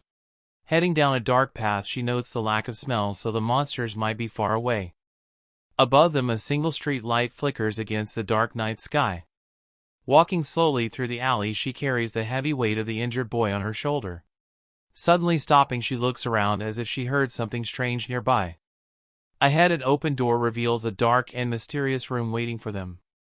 Inside the building, the old lights blink while making a buzzing sound. Peeking through the shadows, she checks if the storage area is actually empty. Feeling relieved, she thinks that no one else is around and they are finally alone. Entering the room, she tells him they can take a quick break to recover. Collapsing on the hard floor, the young man named Minjun loses all his strength. Looking down with worry, the lady begs for him to stay safe and survive this mess. Breathing heavily on the ground, the boy struggles just to stay conscious. With tears in her eyes, she looks like she is about to break down from the stress. Biting her lip, she admits quietly to herself that she made a huge mistake earlier. Feeling guilty, the girl watches over her fallen friend while thinking everything is her fault. Staring at the boy, she remembers all the pain he went through at school because of her presence. Gripping his shirt tightly, the young lady begs for him to be okay and not leave her alone now. Hearing a sudden noise nearby, the survivor becomes alert while sweat drips down her face in fear. Turning around quickly, she tries to see what is moving in the dark and scary hallway. Watching the long shadow stretch across the floor, the woman stays silent and waits for the visitor. Wondering who could be approaching at this hour, she holds her breath while protecting the boy. Advancing slowly, the mysterious figure makes heavy sounds that echo through the empty building. Appearing suddenly, a man carrying a large axe surprises the girl, who was already on edge. Seeing it is just a human, the strangers lower their weapons and express how scared they were. Observing his face, the girl realizes she might know one of these people from her past. Remembering a snowy day, she recalls a helpful stranger from when they were in trouble. Discovering it is the same man from before, she feels a sense of relief seeing a familiar face. Exchanging words of shock, the group celebrates that they all managed to stay alive during this mess. Noticing the fallen teenager on the ground, the men point out that the poor kid is really hurt. Standing together, the group worries if the injured man got bitten, but someone clarifies it was just a knife wound. Desperate for help, the survivor explains the victim is losing blood and asks for a medical kit inside the backpack. Looking relieved, the young woman thanks her saviors while confirming she is actually doing okay now. Suddenly, a rough hand covers her mouth to stop her from screaming as the situation takes a dark turn. Laughing at their own luck, the two men decide to kidnap her since they think this is a perfect opportunity. Seeing how much she fights back, the leader orders his friend to knock her unconscious with that spiked bat. Appearing from the shadows, a mysterious guy speaks in a low voice and tells everyone to stop right there. Standing his ground, the stranger gives the thugs exactly 3 seconds to disappear before he gets involved. Feeling insulted by the threat, the criminals decide the best option is to just kill the meddling newcomer. Charging forward with rage, the first attacker swings his weapon, hoping to end the fight quickly. Falling to the cold floor, the spiked bat makes a loud noise as the owner loses his grip on it. Pulling out a sharp blade, the calm man prepares to defend himself with incredible speed and precision. Moving like a shadow, the protagonist dodges the strike and gets ready to deliver a finishing blow. Hitting his target with power, the fighter makes the thug groan as he gets pushed back by the force. Collapsing on the ground, the criminal coughs painfully while his friends watch the scene in total terror. Gripping the girl tightly, a scary man threatens her with an axe while telling her not to move a single muscle. With a small blade in hand, another person warns that any reckless move will end very badly for them. Suddenly a fast strike hits the target and sends the enemy flying back into the dark shadows. Truly shocked by the scene, the girl recognizes the mysterious person who just saved her life. Formerly just a student, this young man is Kong Hakchiel, and he stays calm during the whole situation. Quickly moving away from the danger, they head into a dark room that looks like a secret hideout. On the table, several medical tools are ready as the savior prepares to treat a friend who is hurt. Luckily, the injured boy stays quiet in the bed because his wounds are fortunately not very deep. While sitting in the office, the girl says thank you since her friend needs a full day of rest. Being quite confused, the girl wonders how a normal student could know so much about treating serious wounds. Looking straight at her, he warns that this place is dangerous and asks why they were wandering there. Due to the rumors about a safe zone, she explains they were captured by a group of dangerous thugs. After the attack, she describes the total chaos and how a leader named Park managed to escape the scene. Inside his head, the boy realizes that the scary leader might still be alive and hiding somewhere. Wiping the sharp blade, he mentions that the news about a safe place was just a dirty lie to trick people. Looking at the barricaded streets of Seoul, we see how survivors tried to stop the spread of the virus with many trucks. Surprised by the news, the young lady hears that there are now more risky people than monsters lurking in the dark. While sitting on the couch, the man explains that the northern part of the city has turned into a total lawless zone. Looking quite worried, the woman realizes that soon the entire city might fall into this same terrible nightmare. Turning toward her companion, she asks the reason why he decided to stay in such a scary place like this one. Keeping a serious expression, the guy simply replies that he has personal motives for being there at this moment. Revealing his big plan, he mentions his intention to travel toward Gangnam as soon as the sun rises tomorrow morning. With wide eyes, the girl asks if he knows about the northern closure because the leaflet said it would start today. Looking down, the survivor admits that the situation has actually become much worse than anyone could ever imagine. Screams echo through the air as several containers are piled up to block the path under a very bright blue sky. Seeing the massive bridge, we notice it is completely blocked by cars because the government stopped all traffic 2 days ago. Down by the river park, many infected monsters roam around because the bridges were closed and caused a massive panic. Curious about his sources, the lady asks how he obtained this info, and he says other survivors showed him photos as proof. Staring back with a pale face, the girl wonders if all these scary stories about the city are actually the truth. Pointing at the glowing lantern, he suggests using a small boat to cross the water while avoiding all the creatures. Inside a dark room, the guy wonders if the area is truly safe since rumors say the infected are everywhere now. Looking determined, the young man mentions his sister is in a safe zone and he needs to reach her no matter the cost. While listening, the girl asks how the two siblings ended up separated during all the chaos happening outside. Recalling the past, he explains how his family went to a temporary camp just 1 day after the outbreak started. As the army arrived, they promised to evacuate some people to the south using those large military trucks. But the soldiers only took the children and the elderly first, so the protagonist had to stay behind alone. With a look of pure shock, the boy wonders where they are taking his sibling while the crowd pushes around them. Staring at the soldier, the man hears that the destination is a specific shelter located in the Gangnam district. Returning to the present, the survivor looks down and explains that those military forces never actually came back. Thinking about the rest of the family, the woman asks what happened to the uncle who was with him back then. Moments later, the infected appeared inside the building and things got messy while they tried to run for their lives. Sadly, the relative did not survive the escape, and that is how the tragic story finally reached its end. Hearing the sad news, the girl feels bad for him because his journey has been filled with so much pain. Grabbing his heavy bag, the survivor decides it is time to move on and stop wasting any more precious time. Planning to leave at dawn, the traveler says every second counts, and this makes the lady react with total surprise. Desperate for help, the girl asks the man to take them to Gangnam, but he quickly says that is impossible. Explaining the danger, the man says that having 3 people makes the risk of dying way too high for them.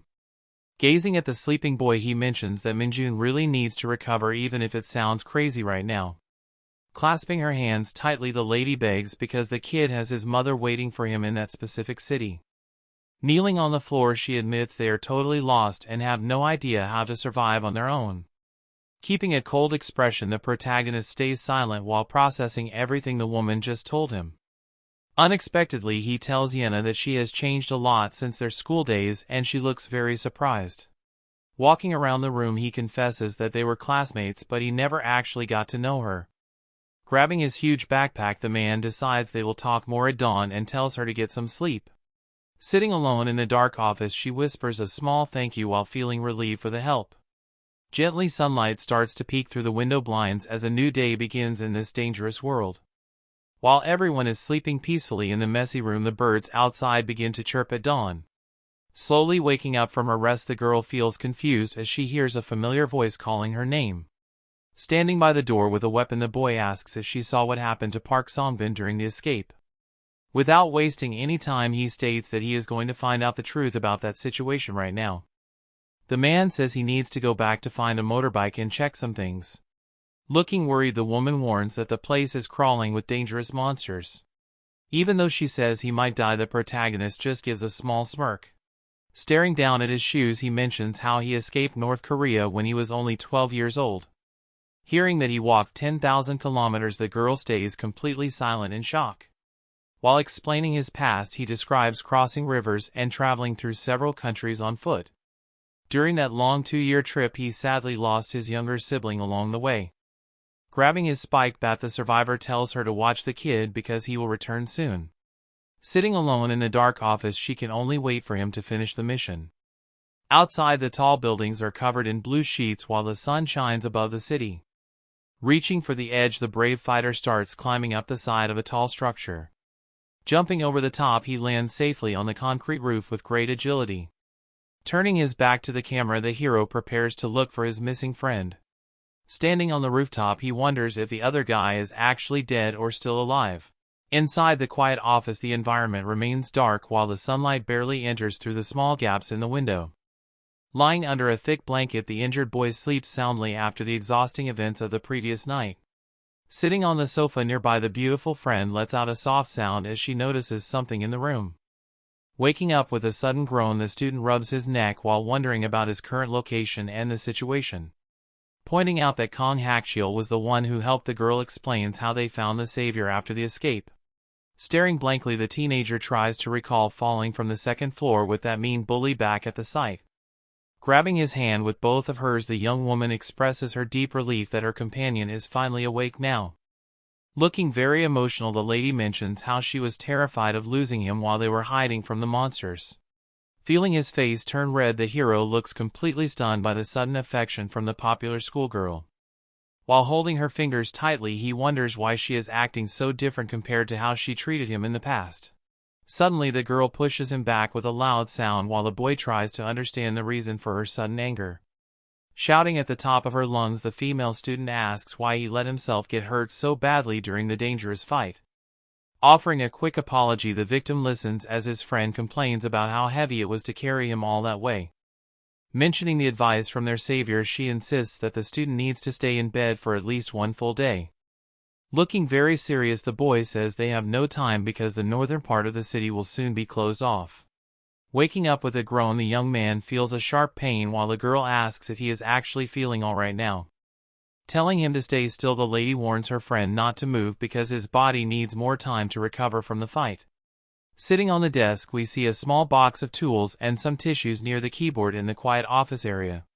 Suddenly, a loud knocking sound echoes from the entrance, which makes the two survivors look back with a lot of surprise. Opening the door, the tall student named Hakchiel enters while the girl realizes who the visitor actually is.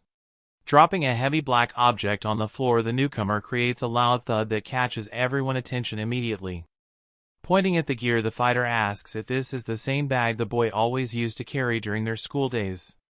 Explaining his journey, the savior says he found the item at the construction site and decided to bring it back here.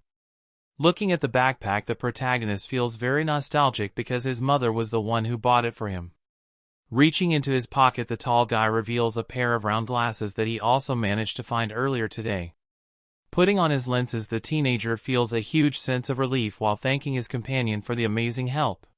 Sitting together, the young man asks about his condition and the fighter says he feels a bit dizzy but mostly fine.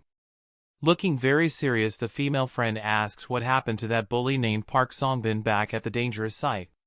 Staying silent for a second, the survivor prepares to give his answer while the atmosphere in the room gets very heavy. Looking ahead, the boy confirms that the mean leader was not there as he expected during his search of the area. Looking down at the street, the guy recalls how everyone else in that area was already infected by the scary virus. Worriedly, the girl mentions that the motorbike is gone and they might run into that bully Park Songbin once again. Although he might lose a normal fight, the mysterious survivor claims that he always wins when it comes to killing. Staring intensely, the fighter repeats his plan to escape toward the north while ignoring the risks of the journey. Standing in the middle of the room, the traveler asks if the two students will be able to follow him on this mission. Reacting with shock, the protagonist shouts that they must leave right now, but the girl tells him to rest for a bit. Agreeing with the lady, the tough guy says they can depart once the boy recovers, while the nerd insists he is fine. Using a marker, the leader suggests making a careful plan first because moving too fast often leads to many mistakes. Drawing on the board, the man explains there is a different way to cross the river and the group looks very curious. Showing the map, he points out the Line 5 route while the students wonder how they will manage to get past the water. Thinking about the underground river tunnel, the teenager realizes that this could be their only chance to stay alive. Questioning the safety of the path, the boy notes that the subway is usually full of monsters in every single corner. Explaining the situation, the fighter says the tunnel should be cleaned because of the special screen doors at the station. Even if the government blocked the path, the survivor believes it is worth trying because they have no other options. Outside, the sun begins to set over the buildings as they prepare to leave this neighborhood for the dangerous station. Staring at the whiteboard, the first survival rule states that no one should ever take any unnecessary risks today. Standing before them, the serious man begins to explain his personal list of rules for staying alive in this mess. Looking at the map, he warns that the north is closed, so they must never rush and should stay in safe spots to recover. Continuing the lecture, the teacher says that only 1 or 2 people should go out at once while exploring the city. Moving closer to the group, the survivor prepares to share the most important piece of advice for their journey ahead. Displaying the final rule on the board, the man states that one should never sacrifice their own life for other people. Listening carefully, the student hears that he should just escape alone instead of trying to save someone else in danger. Showing a cold expression, the leader admits that even he will prioritize his own safety over everyone else in the room. Repeating the warning once more, the fighter looks at the boy and tells him to never sacrifice himself for any reason. As morning arrives, the bright sun shines on the kitchen sink while small birds chirp outside during the early hours. Preparing to head out, the young man named Minjun wears his hoodie while the tall guy calls his name from behind. Handing over a heavy wooden bat covered in sharp nails, the fighter tells the student to take this as his main weapon. Seeing the brutal object, the two friends stare in shock while the boy wonders why it has so many sharp nails attached. Explaining the choice, the man says the weapon is for threatening bad people so they think twice before attacking them. Giving a final warning, the leader says that monsters always kill, so they must counterattack with everything they have. Hearing instructions about hitting the heart or head makes the boy with glasses feel very stressed during this moment. Decisions are made to start moving as they look at the old building sign before finally heading out to the street. Bright sunlight shines over the tall city structures while the group prepares for their dangerous journey through town. Walking through the messy streets, the 3 survivors carry their bags and weapons while staying alert for any threat. Glancing at his weapon, the student wonders if ending the life of an infected person is actually a right thing to do. Remembering that those monsters once had normal lives and families makes the young man feel very hesitant and sad. Staring at a marked door, the teenager questions if he will be called a criminal for fighting back against the creatures. Thinking about the future, the protagonist worries if the law will judge his actions after this whole nightmare ends. Suddenly, the experienced survivor calls out his name and interrupts the deep thoughts of the boy about morality. Turning his head, the leader tells him to forget those useless ideas and focus only on staying alive during the day. Looking serious, the companion explains that hardening his heart is the only way to avoid a tragic end in this world. Standing behind them, the girl looks quite nervous while she agrees with the harsh words of the strong fighter. Stopping in her tracks, the young woman tells the group to wait because she notices something strange further ahead. Pointing toward the alley, the lady asks if they can avoid that path since many monsters might be hiding in the area. Looking curious, the warrior wonders how she knows about the danger waiting for them around the next corner. Yena covers her mouth while mentioning a terrible stench that gets even stronger when the infected are around. Staring at her with a confused look, the guy wonders how she can tell if the monsters are really close to them. Walking through the empty street, the taller man asks if the glasses kid can actually sense their exact location. Adjusting his glasses, the nerd admits it is just a hunch because detecting a small group is still very hard for him. Suddenly a memory pops up showing that the girl was always very sensitive to weird smells back in the day. Deciding to take a risk, the fighter says he will check a nearby spot while carrying his massive survival backpack. Peeking from behind a yellow pole, the man scans the area while trash bags lie scattered all over the dirty ground. Widening his eyes in total shock, the survivor notices something unexpected happening just a few meters ahead. Looking into the alleyway, he sees several infected creatures gathered near some trucks covered in dark red stains. Focusing on his thoughts, the protagonist thinks about the popular girl while keeping a very serious expression.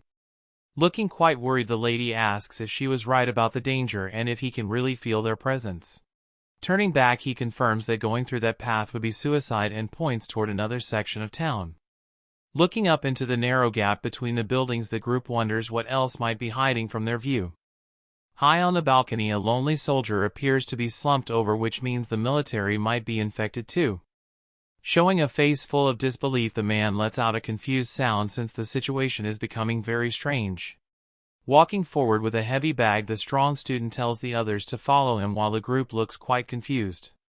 Inside the dark storage room, we see many gas tanks and empty bottles scattered across the dusty tiled floor.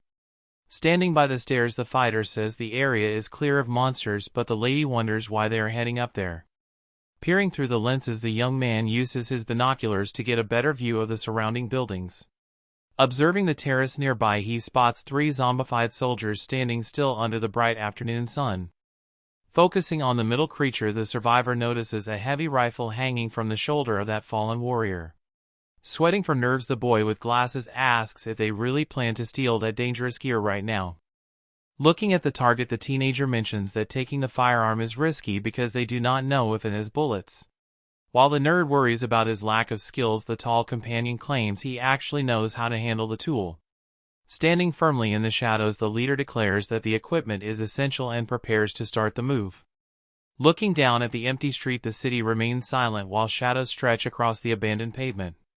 Turning around with a shocked face, the girl asks if he has gone insane since fighting several enemies is way too much. Staring intensely at her friend, the beautiful female points out that the gun is still attached to the infected man.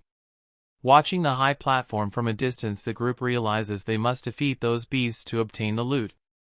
Thinking deeply, the glasses wearer feels a strange sense of unease about the risky mission they are about to begin.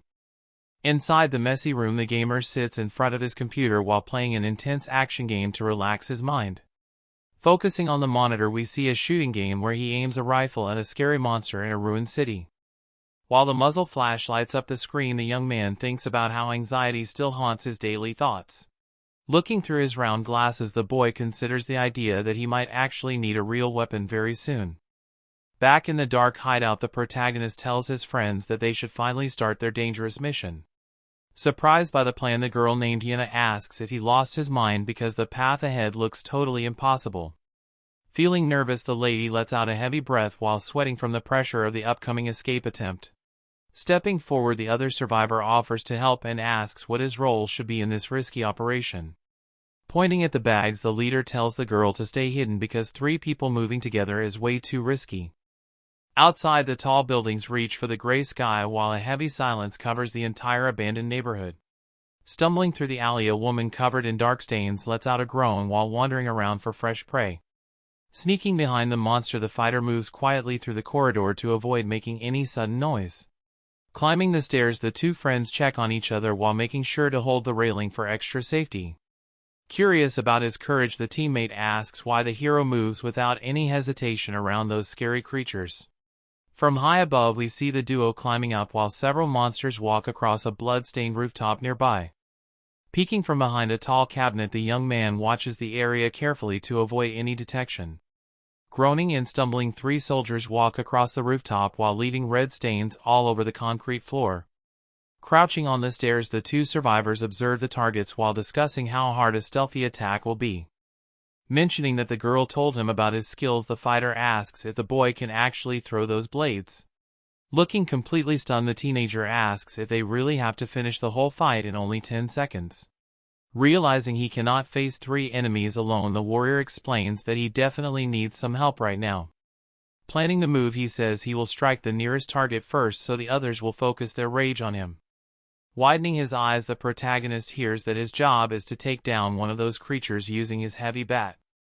Worrying about a potential mistake, the nerd feels nervous while the leader tells him to just stay focused on one goal. Calling him by his full name, the fighter looks at the boy to make sure he is ready for this dangerous mission. Acknowledging the fear, the man says he understands the doubt but emphasizes that the situation has changed. Focusing on the goal, he states that survival is the priority and they must do whatever is needed to stay alive. Lowering his head, the student agrees and says he finally understands the weight of the task ahead of them. Remembering the scary incident on the roof, the boy realizes those things are definitely not human beings anymore. Standing in the sun, the 3 infected soldiers continue to wander around while waiting for their next meal.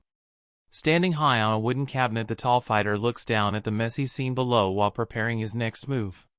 Downward he leaps with speed and the young man lands on the floor while keeping his focus on the enemies nearby.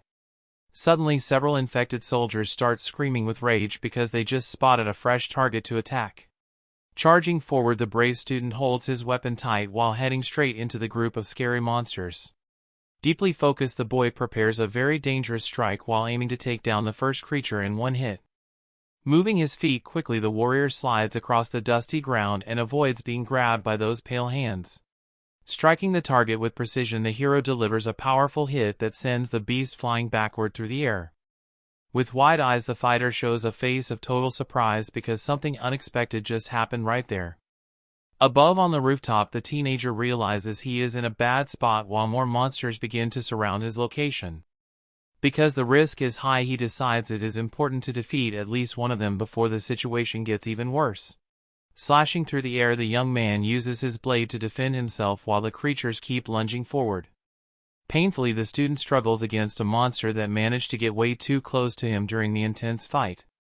Shouting the name of his friend, the scary creature grabs the boy with glasses while the other survivor watches in horror. Although he is holding a heavy spike bat, the nerdy teenager looks terrified as he tries to save his own life now. Swinging the weapon with all his might, the main Lee hits the attacker and sends it away while trying to survive this mess.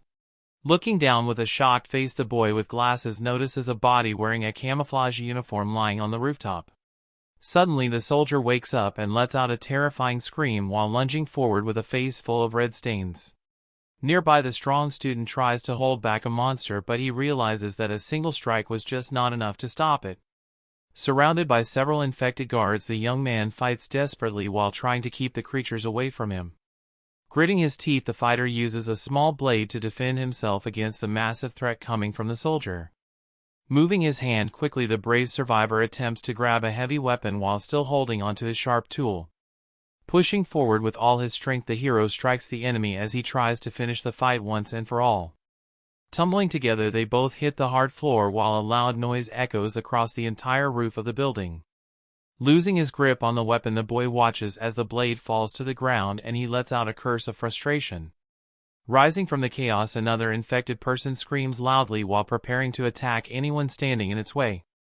Pinned against the wall, the glasses guy struggles as a monster grabs him and another one approaches from the side. Staring with a single eye full of sweat, the fighter feels the pressure and thinks that he can only pray for a miracle. Reaching for the heavy rifle on the fallen soldier, the young man hopes that it has at least 2 bullets left inside.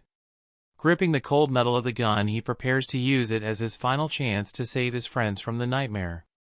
Crouching low on the roof, the group is trapped while the monsters close in and the situation looks completely hopeless. Suddenly, a zombie soldier grabs the boy with glasses while he tries to defend himself during the struggle.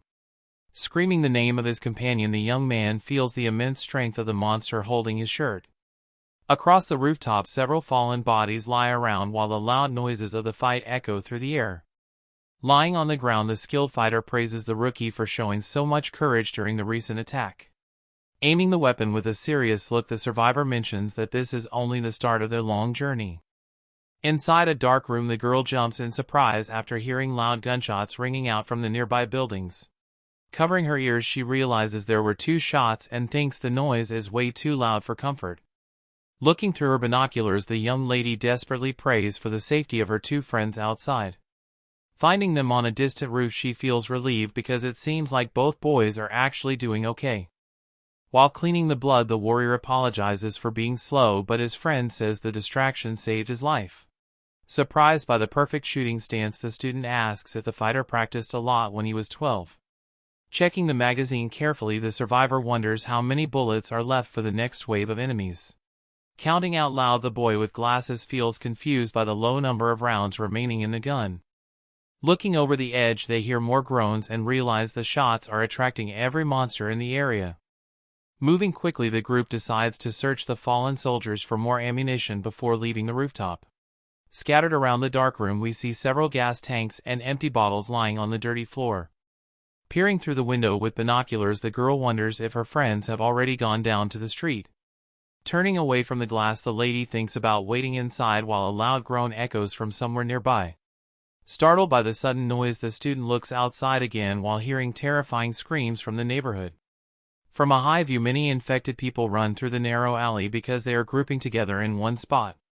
Feeling very anxious, the survivor questions if she should stay hidden or if her companions will even return safely. Focusing her gaze, the young woman notices something strange and her eye widens as she processes the sight. Lying on the ground, a middle-aged man covered in red stains stares back with a very creepy and blank expression. Showing a terrifying grin, the monster looks directly at her while a dark mess drips down his white shirt. Cowering on the floor, the terrified teenager covers her mouth while trying to stay as quiet as possible right now. Shivering from the fear, the brunette wonders if that scary smile was actually meant for her during this nightmare. Inside the messy basement, the old equipment and gas cylinders create a very spooky atmosphere for the lone resident. Looking toward the dark staircase, she hears weird scratching sounds and groans coming from the floor below her. Suddenly, a shadowy figure appears on the stairs while making animal noises that make the air feel very heavy. Stuck in the corridor, the lady hears a massive bang against the metal as the situation becomes much more dangerous. Sitting alone, the girl realizes that things are starting to feel very wrong because the situation just doesn't make sense. Looking at the shelves, she remembers that they definitely blocked the entrance with many heavy objects before leaving. Hearing a terrifying growl from nearby, the young lady wonders how a creature managed to reach her current location. Trembling with fear, she asks herself if an infected person can actually move with such speed and intelligence. Inside the dark storage area, the scary noises get louder while the female survivor tries to stay as silent as possible. Stepping onto the cold stairs, the bloody feet of a monster create a haunting sound that echoes through the silence. Walking slowly up the steps, a man covered in red stains appears while looking for his next victim in the darkness. Groaning loudly, the creature continues its climb while the atmosphere in the building becomes even more heavy and tense. Hiding behind some old boxes, the girl watches the nightmare enter the room while she prays to remain completely hidden. Facing the window, the intruder stares at the outside world while his body shows signs of a very violent struggle. Turning around with a creepy smile, the beast reveals its white eyes and begins to search the messy corners of the area. Moving closer, the monster stumbles on its own feet while leaving dark marks on the floor with every single step it takes. Covering her mouth tightly, the student tries to suppress her breathing so the predator does not find her hiding spot. Wide with terror, her eyes show how much panic she feels as the threat gets closer to the pile of cardboard boxes. Suddenly lunging forward, the scary man lets out a loud scream while the girl realizes her cover is finally blown. A sudden and loud sound of a sharp strike echoes through the dark and scary hallway while everyone stays totally silent. Covered in red splatters, the poor girl looks completely traumatized and lets out several tears because of the recent horror. Holding a heavy rifle, the tough student asks if she is alright while the boy with glasses stays right behind his back. Looking at the dark ceiling, the scene shows the quiet and dusty pipes of the hideout where they are currently resting. With a very serious expression, the fighter asks if the monster actually smiled at her during the middle of the attack. Explaining the weird event, she says it felt like a normal person or a creepy pervert, which gives her the total chills now. Remembering the barrier, the nerd mentions how the entrance was broken even though he blocked it with many heavy objects. Thinking deeply, the warrior notes that the infected usually follow only their aggressive instincts to hunt for food. Looking quite worried, the lady wonders if those creatures are actually evolving or keeping some of their human feelings. While standing by the window, the guy suggests that some monsters might be special or perhaps they are just getting smarter. Filling a bottle at the water station, he explains they might soon learn how to jump and coordinate attacks against humans. Turning his head, the leader asks how the young man could possibly know so much about the behavior of these weird beasts. Looking very nervous, the protagonist claims it is just a hunch despite the fact that his theory sounds totally absurd. Adjusting his glasses, the gamer remembers an old title he used to play that featured the exact same types of enemies. Sitting together in the small office, the three survivors stay quiet while several weapons lie on the table near them. Sitting in the messy room, the girl asks if they are inside a game while the others look at her with very confused faces. Staring seriously, the survivor mentions this is the worst pandemic in history and survival is their only priority right now.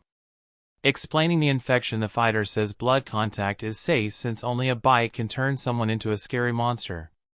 Laying on the table, a powerful rifle with 15 bullets sits next to two sharp military knives and a small compass. Grabbing a folding weapon, the leader tells Minjun to take one for protection while they prepare for the dangerous journey. Handing the other blade to the lady, he surprises her because she did not expect to carry such a dangerous object today. Looking quite pale, the girl asks if she really has to carry it while the guy tells her she must learn to protect herself. Standing in the office, the man promises to teach her how to use the rifle later, even though she seems very nervous about it. With a dark expression, he says they might need the gear if he dies, and this makes the atmosphere feel very heavy and sad. Silence fills the cramped room as the three survivors process the grim reality of their current situation in the city.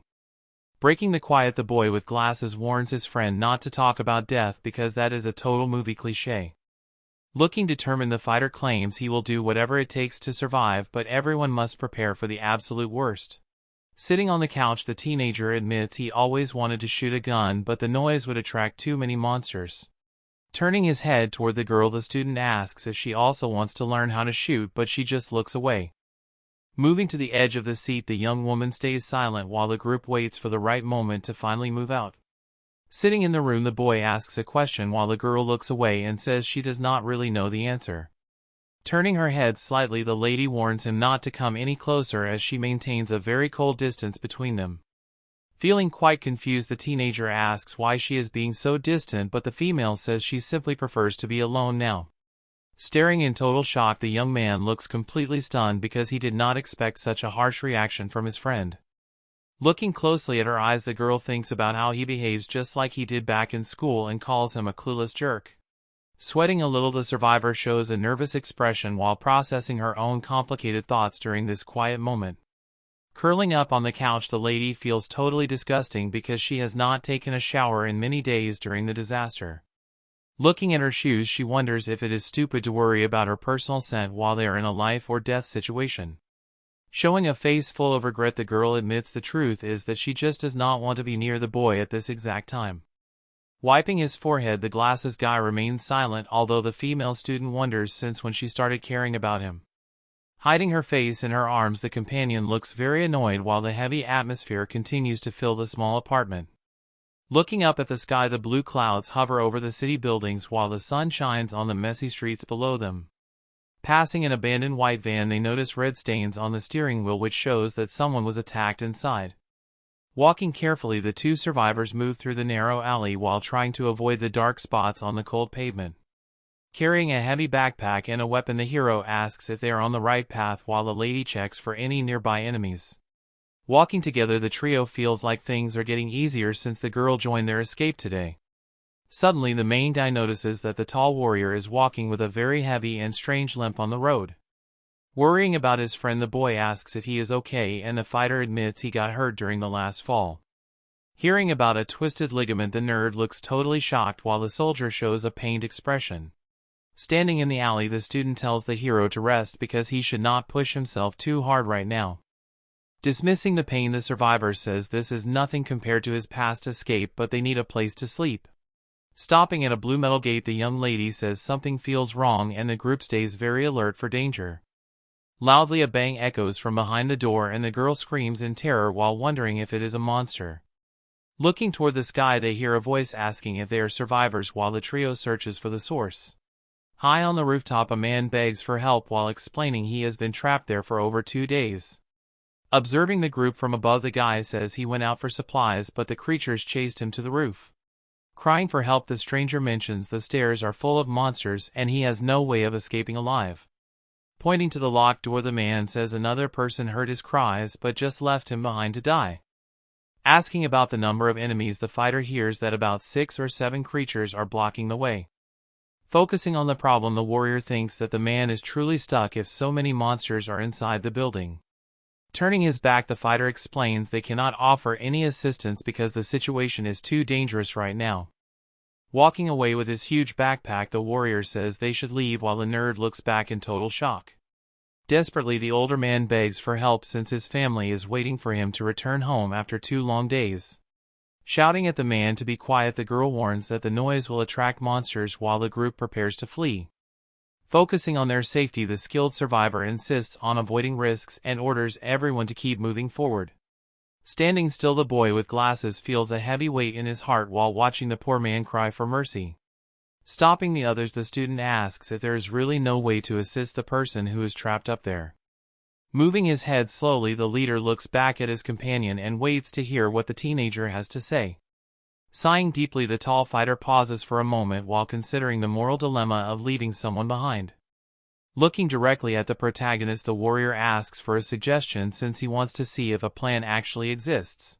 Showing a determined face, the nerdy boy claims he has a clever idea and believes he can truly rescue the trapped man. Above the quiet streets, the blue sky stays clear while the sun shines down on the abandoned buildings of the city. Observing a dark tunnel, the 3 survivors watch the area while holding their weapons to stay ready for a fight. Scanning the narrow alleyway, the group notices many abandoned items scattered across the ground during the apocalypse. Pointing at a white van, the student explains they will push the vehicle to block the path once the rescue is finished. Recalling a memory, he remembers pushing heavy cars with his father when he was just a little kid. Looking at his friend, the boy suggests moving the vehicle to distract the monsters while the others escape. Watching the scene, the group realizes the plan involves blocking the path to keep everyone safe from harm. Asking about his speed, the fighter wonders if the nerd can outrun the creatures during a dangerous chase. Looking at the narrow path, they realize that a single car will be enough to stop anything from passing through. Peeking inside the cabin, the survivor notices the doors are open and the brake is already let go for them. Standing there, the companion asks why they should even bother helping a stranger in such a terrible mess. Facing the protagonist, the man warns him about sacrificing his own life for people who might be dangerous. Agreeing with the logic, the girl says it is way too risky since that person could actually be a villain. Keeping quiet for a second, the teenager reflects on his choices while staring blankly through his glasses. Recalling the older men at the site, he remembers how they looked exhausted and hopeless in that dark tent. Holding the plates with shaking hands, the hero feels a strange connection to those workers from the camp. Staring at the face of the man, he notices a look of exhaustion that feels very familiar to him right now. Defending his choice, the student tells his friends that the stranger does not seem like a bad guy at all. Thinking about the past, the boy admits that the man reminds him of his own father and the workers who died. Staring intensely, the young man shows a very serious face while he thinks about the next step of their survival plan. Pointing toward a white van, the group decides to push the vehicle to block the tunnel and stay safe from monsters. Looking at the sky, the gray clouds hang over the messy city wires while the atmosphere becomes very heavy and silent. Pushing with all their might, the 2 students try to move the heavy car while the driver waits for the right moment. Straining their muscles, the pair lets out a loud shout as they give one final push to get the wheels turning at last. Creaking loudly, the rubber tire finally begins to rotate on the asphalt because they are working together as a team. Sitting inside the cabin, the person grabs the steering wheel while noticing some old red stains on the interior. From a high view, the 2 survivors look very small while they continue their task in the middle of the narrow alley. Stopping the movement, the teenager says this is enough because the path is now properly blocked against the enemies. Carrying a massive bag, the fighter tells the others he will hide to provide cover while they use the gun only if needed. Worried about the gate, the girl asks what they will do if many infected people are hiding around the apartment area. Turning his head, the tall man calls out the name of the protagonist, who responds quickly while looking quite nervous. Holding his weapon firmly, the soldier asks if the boy understands how risky this specific mission is going to be now. Sweating from the pressure, the glasses kid mentions the danger of a special monster appearing during the chaotic fight. Looking at his friend, the warrior claims he only risks his life for his sister and says this is the final time he helps. Looking very serious, the tall fighter says they cannot take any more unnecessary risks during this trip. Adjusting his glasses, the nerd agrees with a small voice and says he finally understands the whole situation. From a high view, the narrow street is filled with trash and old tents under the bright afternoon sun. Inside the quiet alley, everything seems abandoned while the group searches for a way to move through the city. Suddenly, a loud voice screams from a doorway while calling the monsters toward that specific direction. Running down the stairs as fast as possible, the boy makes a lot of noise to attract every single enemy. Bursting out of the building, the young man starts his dangerous mission to act as a distraction for the others. With a terrified face, the boy with glasses sees a group of monsters chasing him through the dirty road. Taunting the creatures, the protagonist yells for them to catch him while he sprints away to save his friends. Passing by a white van, the runner keeps moving while the fast infected chase him down the narrow street. Hiding behind some trash, the other two watch as the monsters run past their current secret location.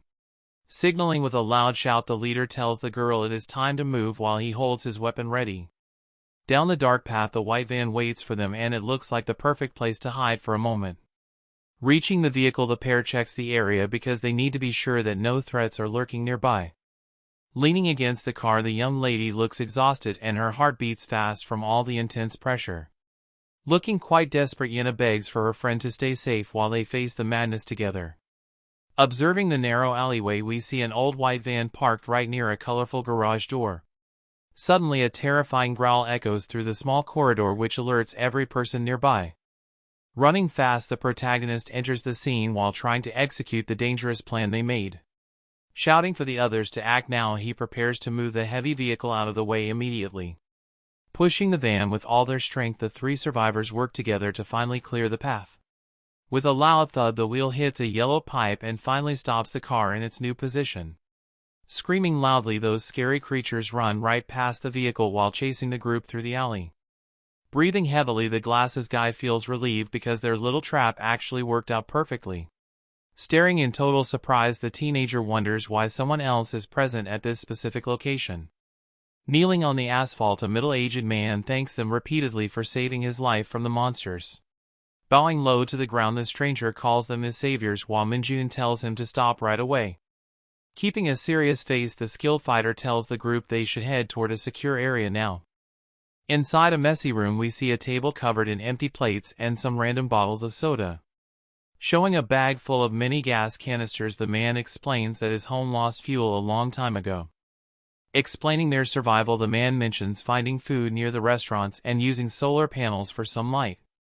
While checking the supplies, he says there are many provisions and reveals he searches for his daughter daily. Looking at the teenagers, the older guy asks where they were headed while telling them to speak comfortably now. Calling the group his saviors, the protagonist feels grateful and the man tells them to act however they see fit. Thinking the man is a kind person, the boy listens as Yena mentions the city closure and their dangerous escape. Curious about the girl, the lady asks for details and the man admits he lost contact on the day of the outbreak. Expressing his deep regret, the father says he left his family to find his child but barely managed to survive. Hoping for a happy ending, the girl listens as the man explains they stayed behind just in case the daughter returns. Noticing the weapon, the woman asks about the rifle and the fighter simply claims he found it on the street. Pointing out the sunset, the owner asks about their sleeping plans since they intended to find a random door to open. Offering a safe spot, the man says his home is large and still has water plus food for all of them to share. Grabbing his gear, the warrior agrees to the offer and the lady asks if he is really sure about staying there. Feeling quite nervous, the student with glasses asks if everything is fine while sweat drips down his face again. Asking if they need more help, the man receives a positive reply, though someone warns not to overdo the requests. Looking at the city buildings, the sun shines brightly through the wires as the group prepares for the coming night. Standing in a narrow alley, the older man announces their arrival while the boy with glasses looks totally surprised. Stopping in front of a big detached house, the group observes the green iron gate that looks very sturdy and strong. Looking up at the roof, they notice a large solar panel and water heater that could provide power during the crisis. Observing the perimeter, the protagonist sees high walls and a heavy gate that would keep any monsters far away. Pointing at the barbed wire, the student thinks that having a water source would make this the perfect refuge. Suddenly a metallic clicking sound echoes as someone prepares a weapon by reloading a magazine into the rifle. Feeling quite nervous, the teenager asks why the fighter is being so cautious while the man mentions crazy people. Sweating from the tension, the neighbor tries to calm everyone down by saying his friends are not a threat to anyone. From a high view we see the building while a loud voice yells a happy greeting to signal their return to the base. Above the entrance a dusty sign shows the name of a local manpower office along with numbers 248679. Walking inside they find a dark and messy office filled with whiteboards and stacks of files on every single desk. Right behind the door a loud thumping noise starts to happen and makes the atmosphere feel very heavy and scary. Crashing through the area a violent kick hits the object while the sound of a struggle fills the quiet room. Holding a bloody kitchen knife the person curses because he almost lost his life during the encounter today. Turning his back to the group, the bully claims that humans are now much more dangerous than the infected monsters. Resting on the floor a man holds a stained blade while thinking this spot is quite comfortable for a short break. Noticing a whiteboard on the wall the stranger wonders what kind of information is written across the dusty surface. Peering at the board he finds marks and names that seem to point toward a specific location in the middle of the city. Grinning wickedly the scarred person lets out a creepy laugh as if he just discovered a very interesting secret. Since some people were hiding there recently, the student asks himself if they finally managed to find his target. At the office the fighter wonders if the group will try to cross the big river using the number 5 train tracks. Suddenly a runner bursts through the door and shouts for his family because the father has finally returned home safe. Firmly grabbing his friend by the shoulder the survivor tells the kid to wait for a moment before moving ahead. After deciding to lead the way the warrior says he will enter first while the boy with glasses simply agrees with a nod. Running inside the apartment the older man calls for his wife as the savior worries if this is all just a trap. Inside the house with his weapon ready the tough guy thinks about taking control of the place by force if necessary. Staring in silence the teenager hears the emotional cries of the family members reunited after the disaster. Kneeling on the ground the father hugs his wife and son while everyone is sobbing because he finally came back home. Closing his eyes the witness listens to the apologies while feeling a strange emotion deep inside his cold heart. Together the allies stand in the middle of the living room and watch the touching scene without saying a single word.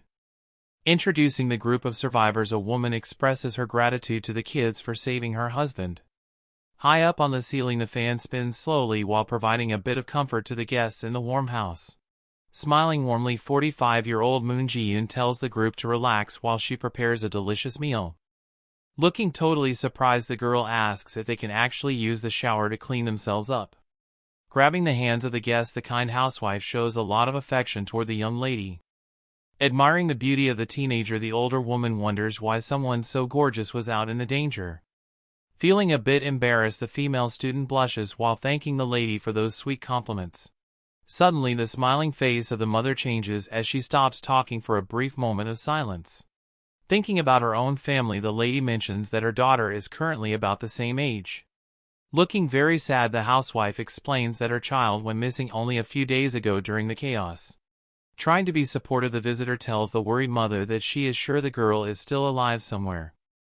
Expressing her thanks the lady heads to the kitchen while the student offers to help with the cooking. Refusing any help the host insists they just rest and even offers to find some clean clothes for the girl. Peeking from behind the wooden shelf a nervous young man watches the group while sweating from the tension. Moving quickly the mysterious boy disappears into the dark hallway before anyone can notice his presence there.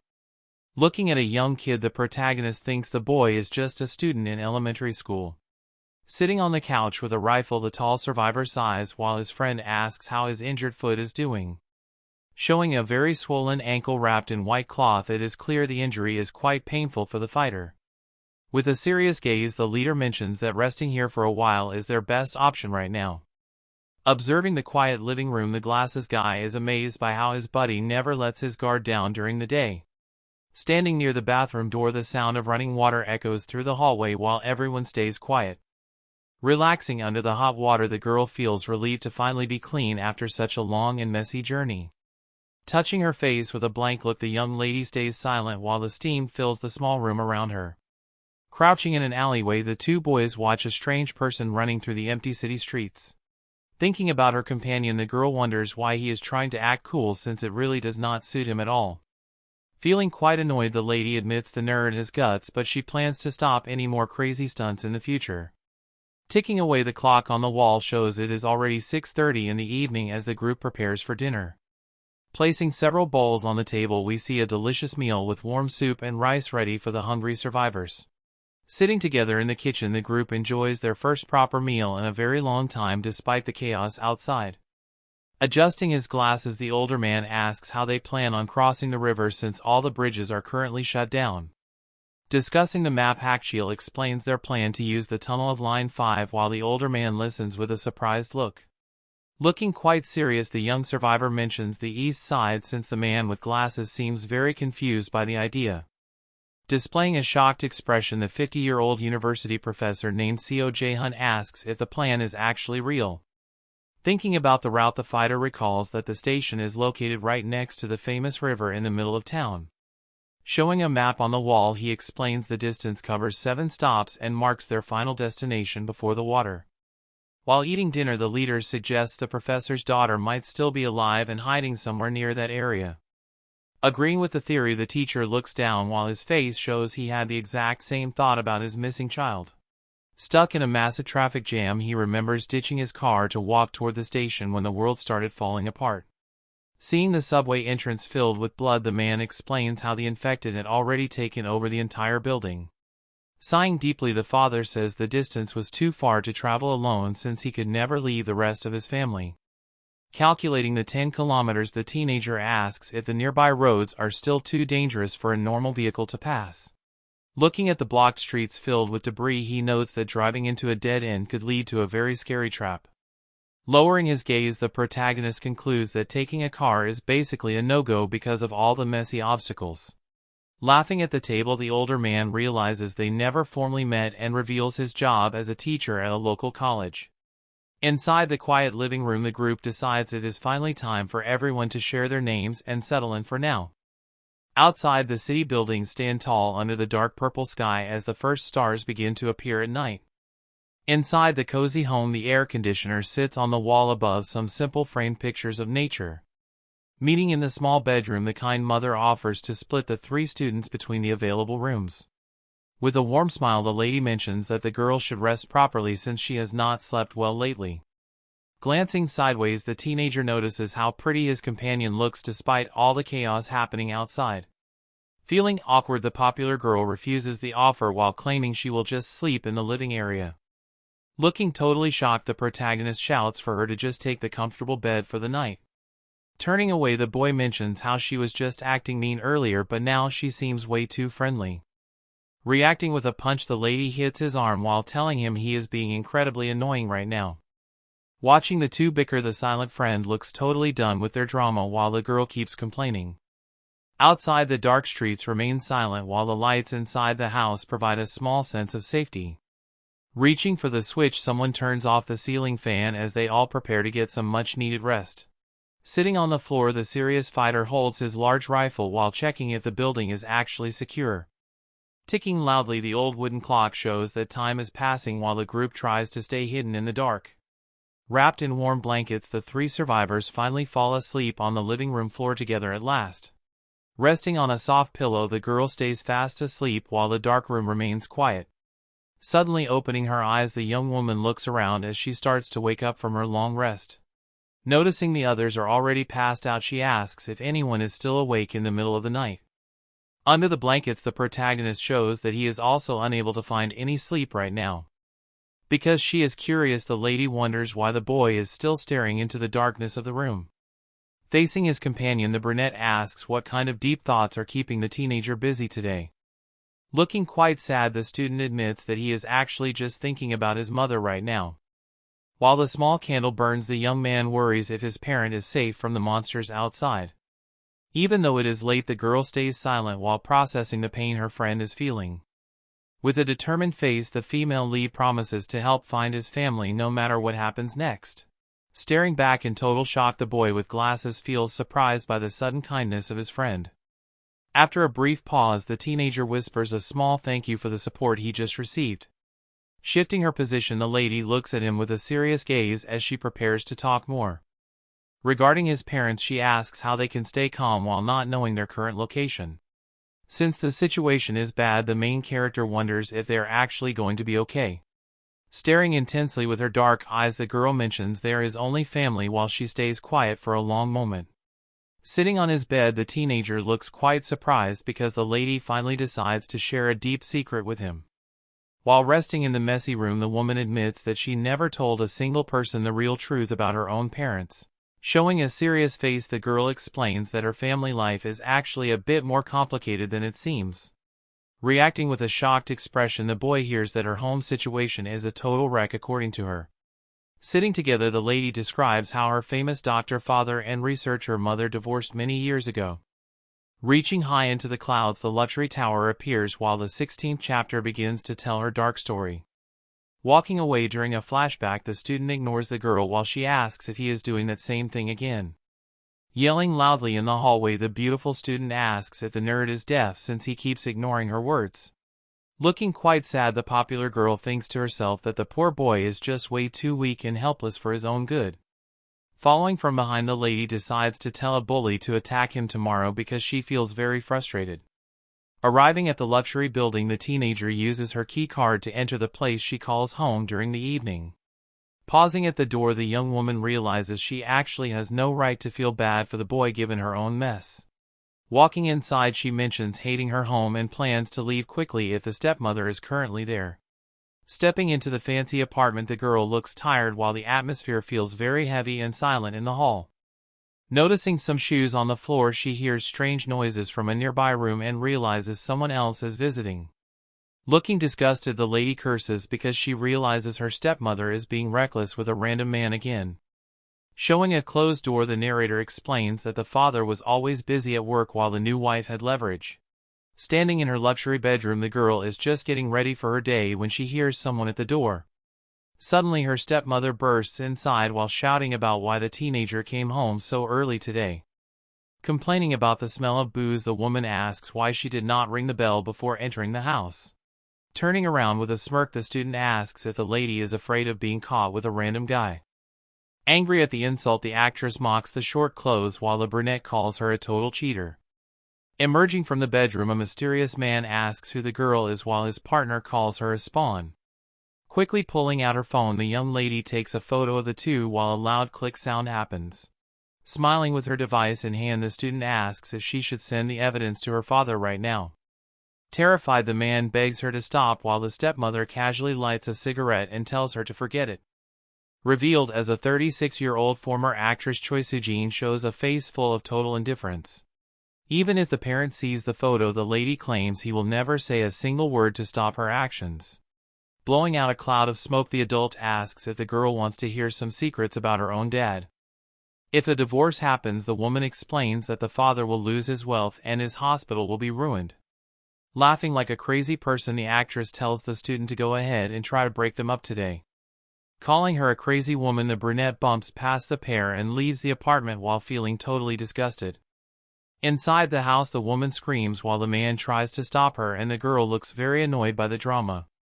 Walking away, the lady laughs because she thinks the student is just as trashy as her own biological mother. Turning around, she shouts for the teenager to get lost immediately since her personality is completely garbage. With a loud thud, the heavy door slams shut and leaves the entire hallway in a very tense and quiet atmosphere. Walking past a dark playground, the popular girl thinks the area is gross and vows to never return to that house again. Staring with a cold gaze, the young lady promises herself that she will never set foot in that horrible place ever again. Leaving the luxury complex behind, the girl heads into the city while the screen says the world ends the next day. Moving to a different scene, the sign for a coin karaoke room appears where many teenagers usually go to have some fun. Inside the dark room with flashing lights, the student notices the news on her phone and realizes things are getting weird. Panic takes over when she hears her mother is in critical condition and the girl says she has to leave right away. Walking through the crowded street, the student is overwhelmed by many emergency alerts and messages on the screen. Suddenly, a loud scream echoes through the city area and makes the young woman stop while looking totally shocked. Chaos breaks out as everyone starts running for their lives while the lady wonders what is actually happening behind her. Crouching in a dark corner, the survivor breathes heavily since she barely managed to escape from the terrifying crowd. High above the stairs, a single light shines in the quiet hallway while the atmosphere becomes very spooky and lonely. Standing in a utility room, the girl realizes that even the emergency number 119 is not working at all. After trying to reach her father, she gets no answer and thinks about how he never placed her as a priority in his life. Looking very stressed, the young lady whispers the word mom while a single drop of sweat runs down her pale face. Due to her situation, the student remembers her mother is in America and realizes she cannot provide any help right now. Staring at the screen, her fingers tremble while she considers calling the person she truly hates the most. Feeling brave enough, the lady dials her stepmother while the phone begins to ring during this crisis. Answering the call, the woman on the other side sounds very annoyed and asks what the girl wants at this hour. While pleading for her life, the teenager explains she is trapped on some stairs and begs for someone to come rescue her. To her surprise, the girl hears a very harsh response that tells her to just figure it out on her own. Desperate for a ride, she mentions the car while the mean woman says she must save herself before hanging up the line. Hearing the loud beeping sound, the young lady realizes she is now completely alone in this terrifying situation. Sadly, the brunette stares at her phone while the reality of being abandoned starts to sink into her mind. Inside a messy room, a loud voice from the hallway calls her name and demands that she opens the door immediately. Cowering on the floor, the girl hides her face and whispers for the person to just go away and leave her in peace. Sobbing quietly, the popular girl calls for her mother once more while tears continue to fall down her face. Sitting alone in the dark office, the girl looks totally defeated while crying and whispering how much she misses someone. Explaining her tragic past, she says the stepmother ran away and her father never even answered any of her phone calls. Looking very serious, the brunette claims she does not care if she ever finds them or what happened to those people. With tears in her eyes, the lady admits the truth is that she just really misses her real mother at this exact moment. Thinking about the distance, the boy asks if the mom is still in America and she reveals she ignored every single call. Processing the new information, the protagonist finally understands why the student was so obsessed with studying abroad. Regretting her past actions, the survivor says she said something hurtful and hesitated to call before the world ended. Looking toward the side, she feels completely abandoned because there is absolutely nobody left around her in this mess. Staying silent for a second, the young man observes her sad face while thinking about how to comfort his friend right now. Breaking the heavy silence, the teenager tells the lady not to say those things because she is not alone anymore. Staring in total shock, the girl looks at him with wide eyes because she did not expect to hear such kind words today. Mentioning their small group, the companion says she has him and also the strong fighter Hackshield by her side to help. Showing a small and warm smile, the hero suggests they survive this nightmare together no matter what happens next. Looking completely stunned, the popular female stays quiet while processing the sincere promise from her nerdy friend. Blushing slightly, the beautiful student lets out a soft sound and agrees as the atmosphere becomes much more peaceful. Looking at the clock, it is past 12 and someone asks if they should finally get some sleep for the night. Outside, the dark streets are filled with scary monsters that wander around the neighborhood looking for food. Resting in the yard, the laundry rack stays still while the cold night air covers the entire city in a deep silence. Inside the quiet room, the popular girl sleeps on the floor while the protagonist stays close to protect her. Holding his weapon tightly, the skilled fighter sleeps with his eyes closed but remains ready for any sudden danger. Suddenly, a terrifying memory appears where a loud voice threatens a young boy under the bright and burning sun. Lying on the dirty ground, the child begs for mercy while the man mocks him for having a traitor in his family. Showing a terrifying grin, the attacker yells that suffering is his only destiny and dares the kid to fight back. Waking up with a start, the warrior opens his eyes because a strange sound just interrupted his peaceful rest. Sitting up quickly, the young man wonders why he hears the loud noise of a car engine running nearby at this hour. Hurrying to the hallway, the survivor tells the professor about the noise and prepares to check the situation outside. Stepping into the quiet yard, the hero hears footsteps while the city buildings loom over the metal fence. Carrying his rifle, the fighter worries that the sound of car doors might attract many infected creatures to the house. Observing the street, the teenager realizes that someone has actually arrived at their location with a vehicle. Standing in the middle of the courtyard, a metal ladder waits for them and the mystery of the visitor continues. High against the blue sky, a metal ladder leans on the roof while the morning sun lights up the silent neighborhood. Carrying his heavy rifle on his back, the man in black begins to climb the steps to reach the top of the house. Reaching the summit, the guard quickly aims his weapon downward while staying alert for any intruders below. Showing a face full of total shock, the fighter stares at something unexpected happening right on the street. High above, we see the gunman watching two teenagers standing right in front of the locked green gate. Standing below, the friends wonder if anyone is home while noticing the barbed wire surrounding the building. Suddenly, a small handgun appears in the hand of the boy while they discuss moving faster to avoid the monsters. Shouting loudly, the guard orders the pair to drop their gear and raise their hands before he starts shooting. Because he is terrified, the student with glasses begs for mercy while the gunman threatens to shoot them. Putting the pistol slowly on the dark pavement, the boys are told to step back 3 meters for safety. Focusing his gaze, the mysterious man wonders exactly where those kids managed to find such a dangerous firearm. Asking if they're just looters, the owner of the house stays suspicious while the pair tries to explain things. Holding his rifle steady, the man calls them liars because they approached a private home with weapons. Sweating from the pressure, the boy claims they found the gear on a body that did not look like a soldier. Laughing at the excuse, the guard asks if they think this is America while the nerd swears he is telling the truth. Looking at the strangers, the fighter notes that the long gun is military, but the pistol looks very suspicious and weird. Raising their hands, the office worker and the college student beg for mercy while mentioning a shelter at a subway stop.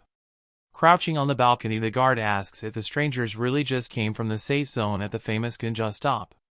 Looking surprised, the fighter realizes that area is just 2 stops away from where they were planning to head next. Confirming the news, the man in the brown jacket says that a massive hideout exists there for many people to hide. While looking at the empty street, they discuss how hard it is to cross the river through the Line 5 underground tunnels. Showing a curious face, the main survivor says he wants to hear more details about what is happening at the station. Desperate for information, the visitors ask if anyone has seen a young woman named Seo Haekyung who is 20 years old. Suggesting they move inside, the leader warns that monsters might gather soon and says weapons are strictly forbidden. Looking up at the building, we see solar panels on the roof which show this place might still have some electricity left. Hearing about the massive hideout, the older man looks completely stunned and lets out a small sound of pure disbelief. Explaining the situation, the guests mention that hundreds of survivors are living there in a very organized way right now. Bringing the focus back to the missing girl, the survivor asks about the exact moment the father lost contact with her. With a terrified expression, the father confirms the call ended at 8:10 in the evening on that fateful day. Recalling the horror, he remembers the bedroom where his daughter called to scream about the chaos inside the subway. Shouting into the phone, the man recalls a terrifying call from his daughter who was running for her life inside a train car. Sweating from the stress, the father remembers how the line suddenly went dead while she was arriving at the local station. Looking very sad, the professor admits he has no idea if his child ever managed to get off the subway that terrible morning. Surprising everyone, the tough survivor says he was actually on that same train heading toward Gunja station that day. Explaining the route, he says the subway skipped several stops around 8:10 because of an infected person on the train. Since the timing matches perfectly, the young man claims there is a high chance the daughter is still at that specific station. Desperately, the father asks if they saw her while looking for a photo of the 20-year-old girl named Seo Haekyung. Examining the screen, the fighter says the image is blurry and mentions there were over 200 people on board the vehicle. Looking at the yard, the warrior warns that many turned into monsters and they cannot be sure if she is actually safe now. Facing the older man, the fighter asks if he wants to join since guards with rifles are blocking the entrance for outsiders. Suggesting a different plan, the warrior says they should meet halfway while he provides a safe driving route for the car. Reaching out his hand, the soldier offers a walkie-talkie to the professor who looks completely shocked by the gear. Explaining the range, he tells the man to stay in contact while asking for 2 days of food supplies for his help. Looking very serious, the traveler asks if this fair deal is enough for the family to finally trust him and his group. Staying silent, the teacher listens to the offer while his eyes show that he is thinking about the next dangerous move.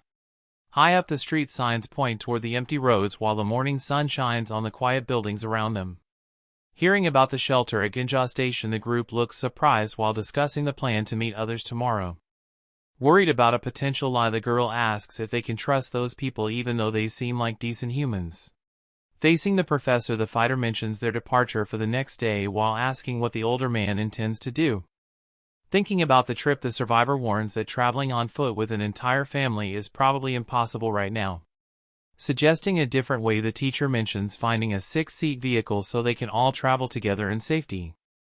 Giving a final warning, the leader says he will only look after himself if things get too dangerous for the group to handle. Looking very serious, the warrior tells the father to think carefully before making a choice that affects his loved ones.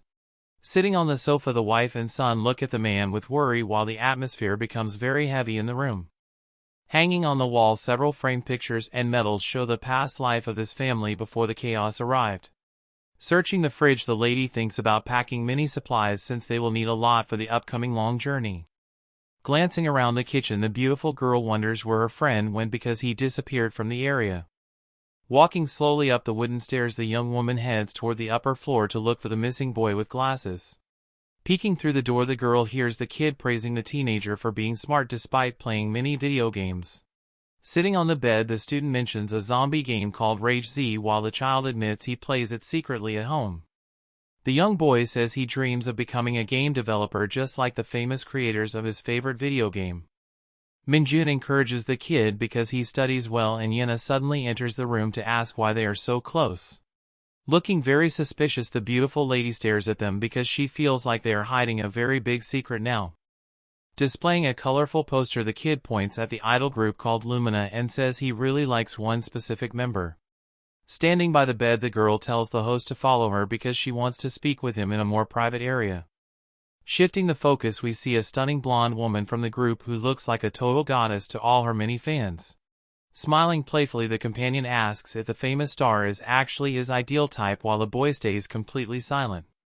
Opening his eyes wide, the main character looks totally stunned after hearing such a direct question from his female friend.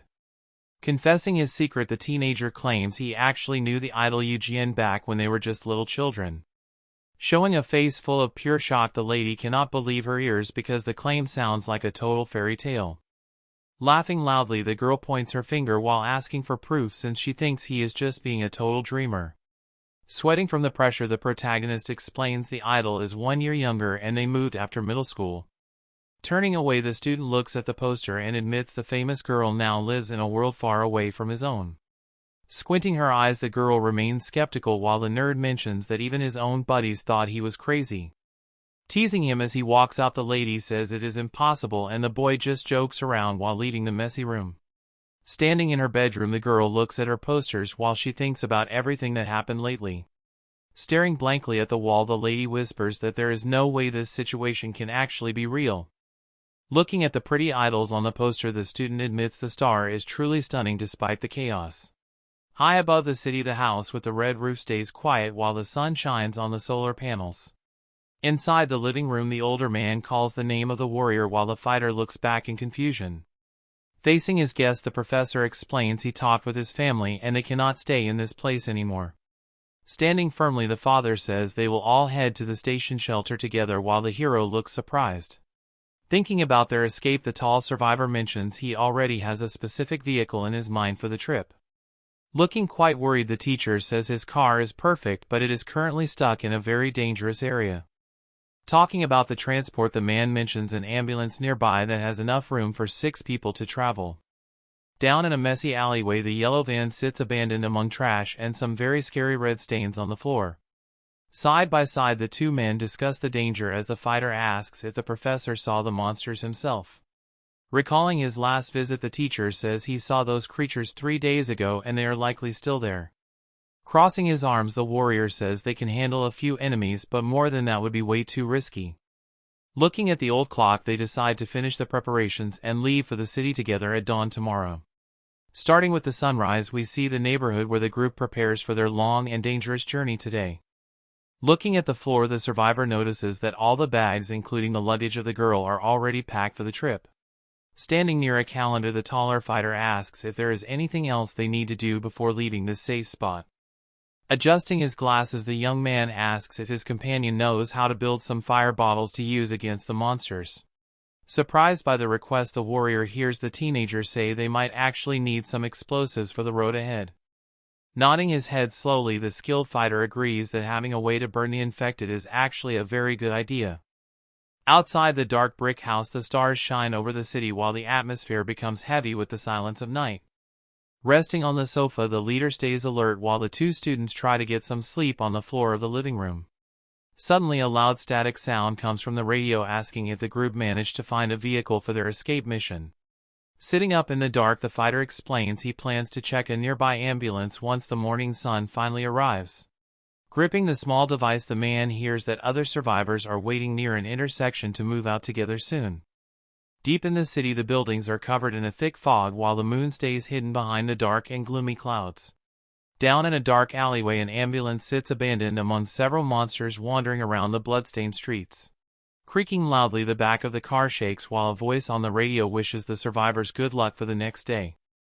Back at the house, the light from the window stays on while the small group waits for the dawn to begin their escape.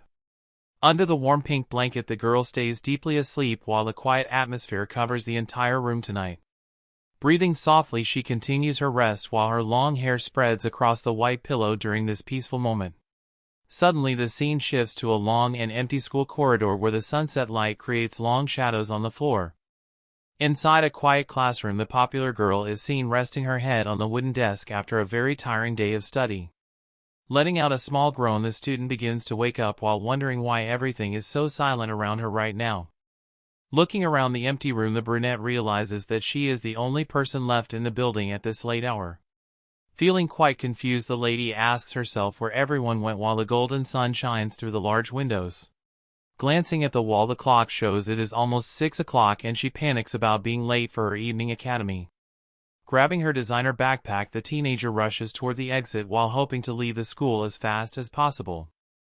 Unexpectedly, the female student bumps into someone right at the doorway and lets out a small sound of total surprise. Staring with an annoyed expression, the companion looks up and prepares to curse at whoever just blocked her path. Recognizing her classmate, the young woman sees Minjun standing there with a very serious and intense gaze. Instead of looking away like he usually does, the nerdy boy remains focused on her while his face looks very cold. Facing each other in the quiet room, the girl asks what he is doing there instead of going home like a normal person. Suddenly, a firm hand reaches out and grabs her wrist, which makes the beautiful lady let out a loud cry of confusion. Suddenly pushing the girl against the board, the young man traps her while she lets out a cry of total surprise. Looking completely stunned, the lady stares at him while the name of Young Minjun fills her confused mind. Holding both of her wrists firmly, the teenager stays close as the girl asks if he really wants to die today. Facing the student, the boy lets out a heavy curse under his breath while the tension between them continues to grow. Adjusting his glasses, the nerd asks why she continues to ignore him like he is a nobody in their school. Reminding her of the past, the boy mentions all the times she cursed at him and treated him like a tiny bug. Moving even closer, he asks if he should start treating her roughly while the popular girl looks very confused. Demanding her freedom, the girl mentions his strange strength while threatening to scream for help in the empty room. Noting her lack of resistance, the protagonist calls her cute while the female student tells him to just shut his mouth. Standing in the quiet classroom, she dares the weak boy to actually hit her since she thinks he has no real power. Closing her eyes for a second, the woman wonders what will happen if this situation continues to get even worse. Making a soft sound, she seems to be falling into a deep sleep while the dream continues inside her tired mind. Staying silent for a long moment, the lady keeps her eyes closed while the atmosphere remains very heavy and still.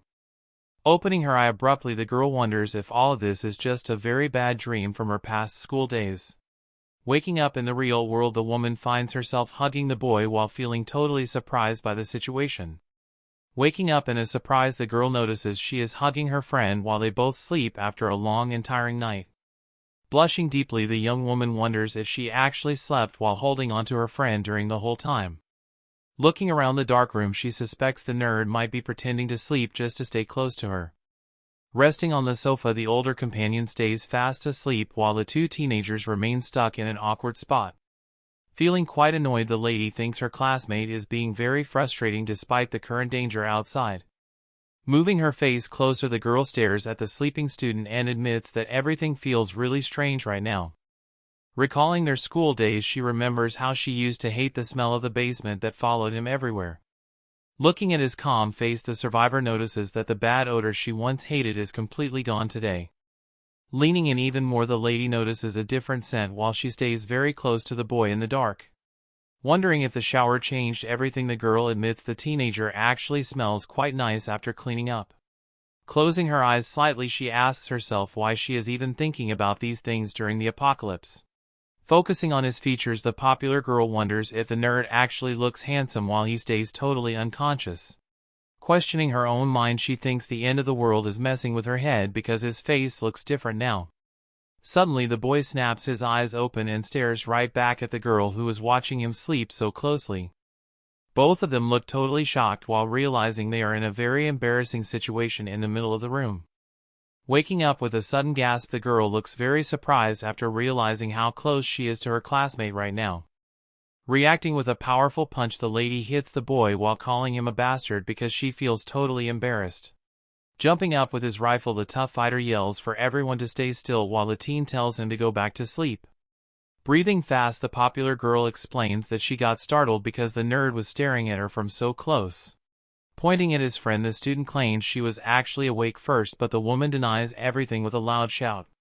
Staring blankly, the main character realizes that the situation is getting very awkward while he tries to fix his glasses.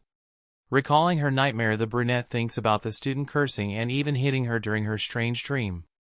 Delivering another kick, the lady calls him super annoying while the poor guy lets out a sound of pure pain on the floor.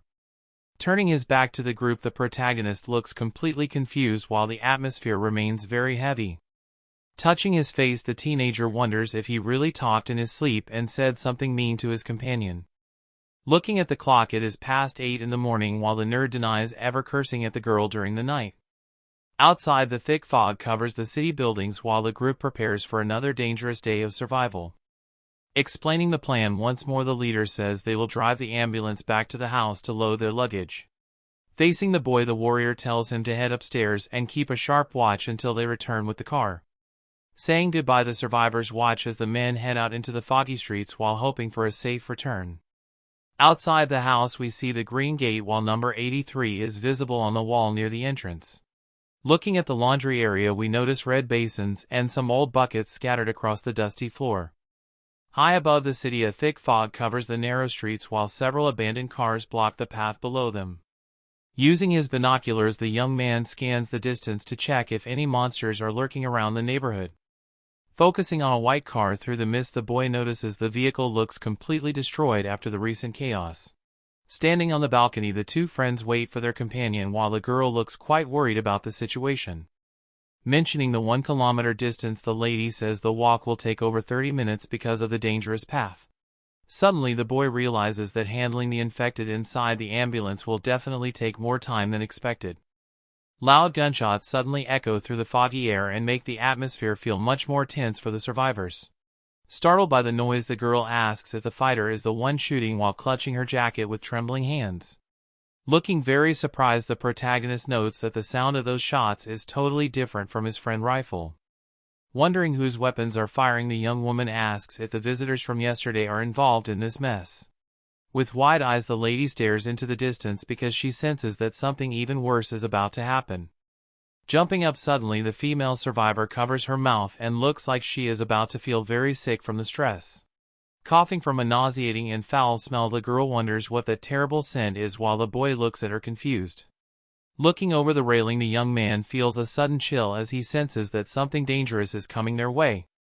Suddenly, a loud scream from below tells them to open the door, and the teenager looks completely shocked by the noise. Grabbing his binoculars quickly, the boy tries to see what is happening on the street while the fog covers everything. Looking through the lenses, he sees a man running desperately through the mist while holding a small handgun for protection. Sprinting toward the gate, the stranger begs for someone to let him inside while his face shows a lot of pure terror. Meeting in the courtyard, the survivors gather around the newcomer to understand why the situation turned into a mess. Recognizing the face, the student realizes this is the same person who visited them just yesterday morning at the house. Standing on the balcony, the girl asks about the vehicle and the other person while the protagonist checks the street. Running with all his might, the man reaches the green entrance while gasping for air and hoping for safety inside.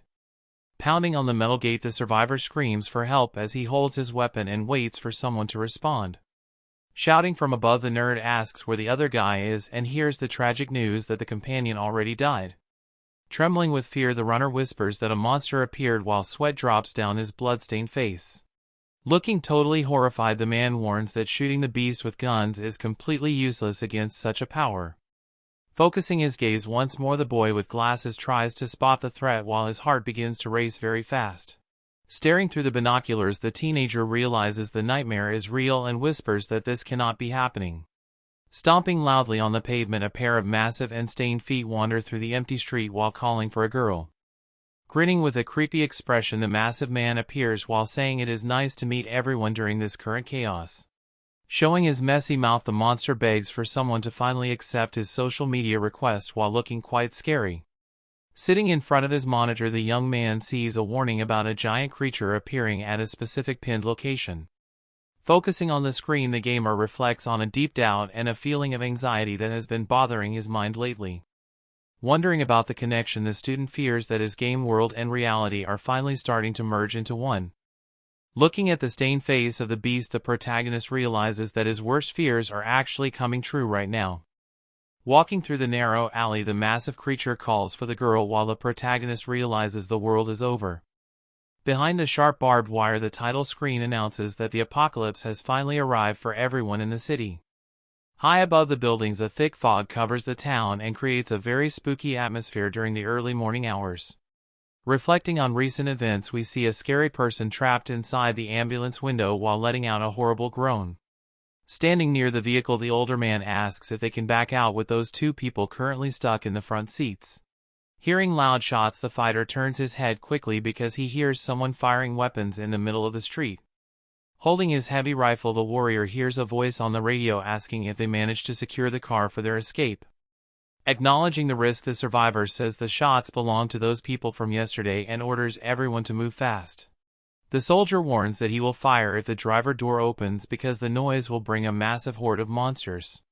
Running down the concrete steps, the group moves as fast as possible to reach the street before the situation gets worse. Standing outside the green metal gate, a man begs for help while shouting that he is going to die at any second now. Opening the entrance, the boy with glasses looks totally shocked while the stranger tells him to get inside the house quickly. Suddenly, a scary creature covered in red stains grabs the neighbor from behind and begins a violent attack on the poor man. Staring with wide eyes, the protagonist stays frozen in shock while witnessing the horror unfolding right before him on the road. Falling hard to the pavement, the two bodies tangle together while loud noises echo through the narrow and quiet city street. Seeing the chaos, the boy yells for the man to survive while the girl in the back looks completely terrified by the scene. Showing a face of pure horror, the young lady stays silent because she cannot believe the nightmare happening in the yard. Emerging from the thick fog, a massive and bloated monster walks toward the building while looking for a fresh target to hunt. Speaking with a creepy and distorted voice, the beast claims to have finally found them while showing its disgusting face. Cowering on the cold floor, the young woman trembles with fear as she realizes that the danger is way too close to them now. With a loud bang, the giant attacker slams its massive fist against the green gate while trying to force its way inside. Leaning against the metal door, the protagonist breathes heavily while hearing the desperate screams and growls from outside. Looking at the entrance, the lady asks what kind of thing that is because the monster looks different from all the others. Looking at the large man, the girl realizes he is Lee Bongyu from that dangerous construction site. Suddenly, the monster lets out a terrifying groan while calling the name of the girl with a heavy thud. Because he is terrified, the boy with glasses whispers that they really need to start running right now.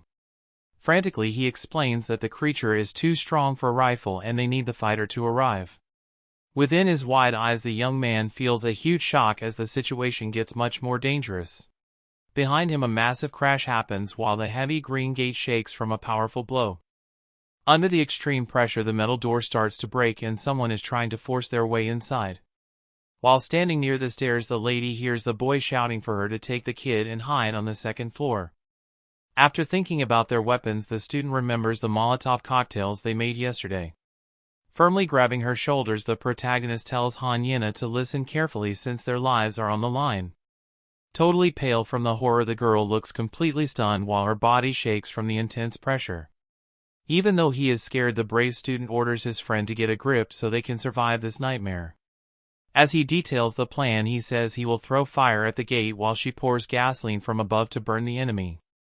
Out of 8 total weapons, the survivor claims he will keep 4 while she takes the rest to help him. Finally nodding her head, the lady agrees with a small voice and prepares to face the scary threat together.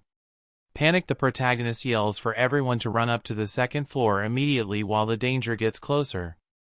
Grabbing a green glass bottle with his bare hand, the boy prepares a dangerous weapon for the upcoming fight. Rushing down the stairs with a lit bottle, he knows the loud noise will attract every single monster in the area. Looking at the gate, the survivor realizes the infected are weak to fire no matter how strong their instincts become. Even though those things might jump into the flames, the teenager keeps moving fast to execute his risky plan. Throwing the explosive, he creates a massive blast to stop the creatures from entering the house all at once. Suddenly, a giant monster with tattoos on his arms bursts through the fire while making a terrifying sound. Stepping through the heat, the beast shows its charred skin while the narrator says this is the most important target. Calling the name of the girl, the massive enemy stands in front of the boy, who says they must finish him now. Recognizing the perverted attacker, the student looks at the scary man who finally found their current hiding spot. High above on the balcony, the beautiful girl pours a large container of liquid down toward the ground. Drenching the face of the attacker, the fluid makes the beast groan while it struggles to see clearly. Hurling the final bottle, the hero yells for the enemy to meet his end as the fire flies through the air. With a loud crash, another explosion happens and covers the entire area in a bright and burning light. Screaming in total agony, the monster is engulfed by the flames while the group watches the scene from safety. Shouting from below, the youth warns the girls that the fire blockade is not enough to stop the monsters right now. Suddenly, a burning creature bursts through the entrance while the group realizes their trap is starting to fail very fast. Looking stressed, the nerd thinks about the low supply of fire bottles and he wishes for a powerful rifle to help him. High on the balcony, the 2 women throw their weapons down, although they are almost out of ammunition for the fight. Preparing his final move, the young man grips the last glass bottle as he feels the pressure of the approaching horde. Unexpectedly, a bloody monster lunges at the protagonist before he can even launch his attack against the enemy. Feeling cold hands around his neck, the student gasps for air as the infected beast pins him against the hard ground. From high above, the popular girl screams the name of her friend because she cannot believe the tragedy unfolding. Panicking on the rooftop, the lady realizes that throwing another fire bomb would only end up burning her friend alive too. Overwhelmed by the numbers, the hero falls to the pavement and she yells for him to hold on a little bit longer. Terrified by the monster, the boy yells for Hanyena to stay hidden and never come down to this dangerous area. Because he is struggling to breathe, the glasses kid fears that even more infected will arrive to join this deadly feast. Near the end of his strength, the main character admits that his journey might finally end right here on this dirty floor. Immediately, a loud bang echoes through the air and a blood splatter appears when the sound of a gunshot rings out. Closing his eyes behind his lenses, the student hears more loud shots as someone begins to clear out the entire area. High up in the dark sky, a loud voice screams for everyone to wake up while the atmosphere becomes heavy and tense. Holding a rifle, the soldier yells for the professor to hurry up before more monsters arrive at their current location. Crouching low, the fighter checks on his friend while surrounded by fallen bodies and red stains on the cold pavement.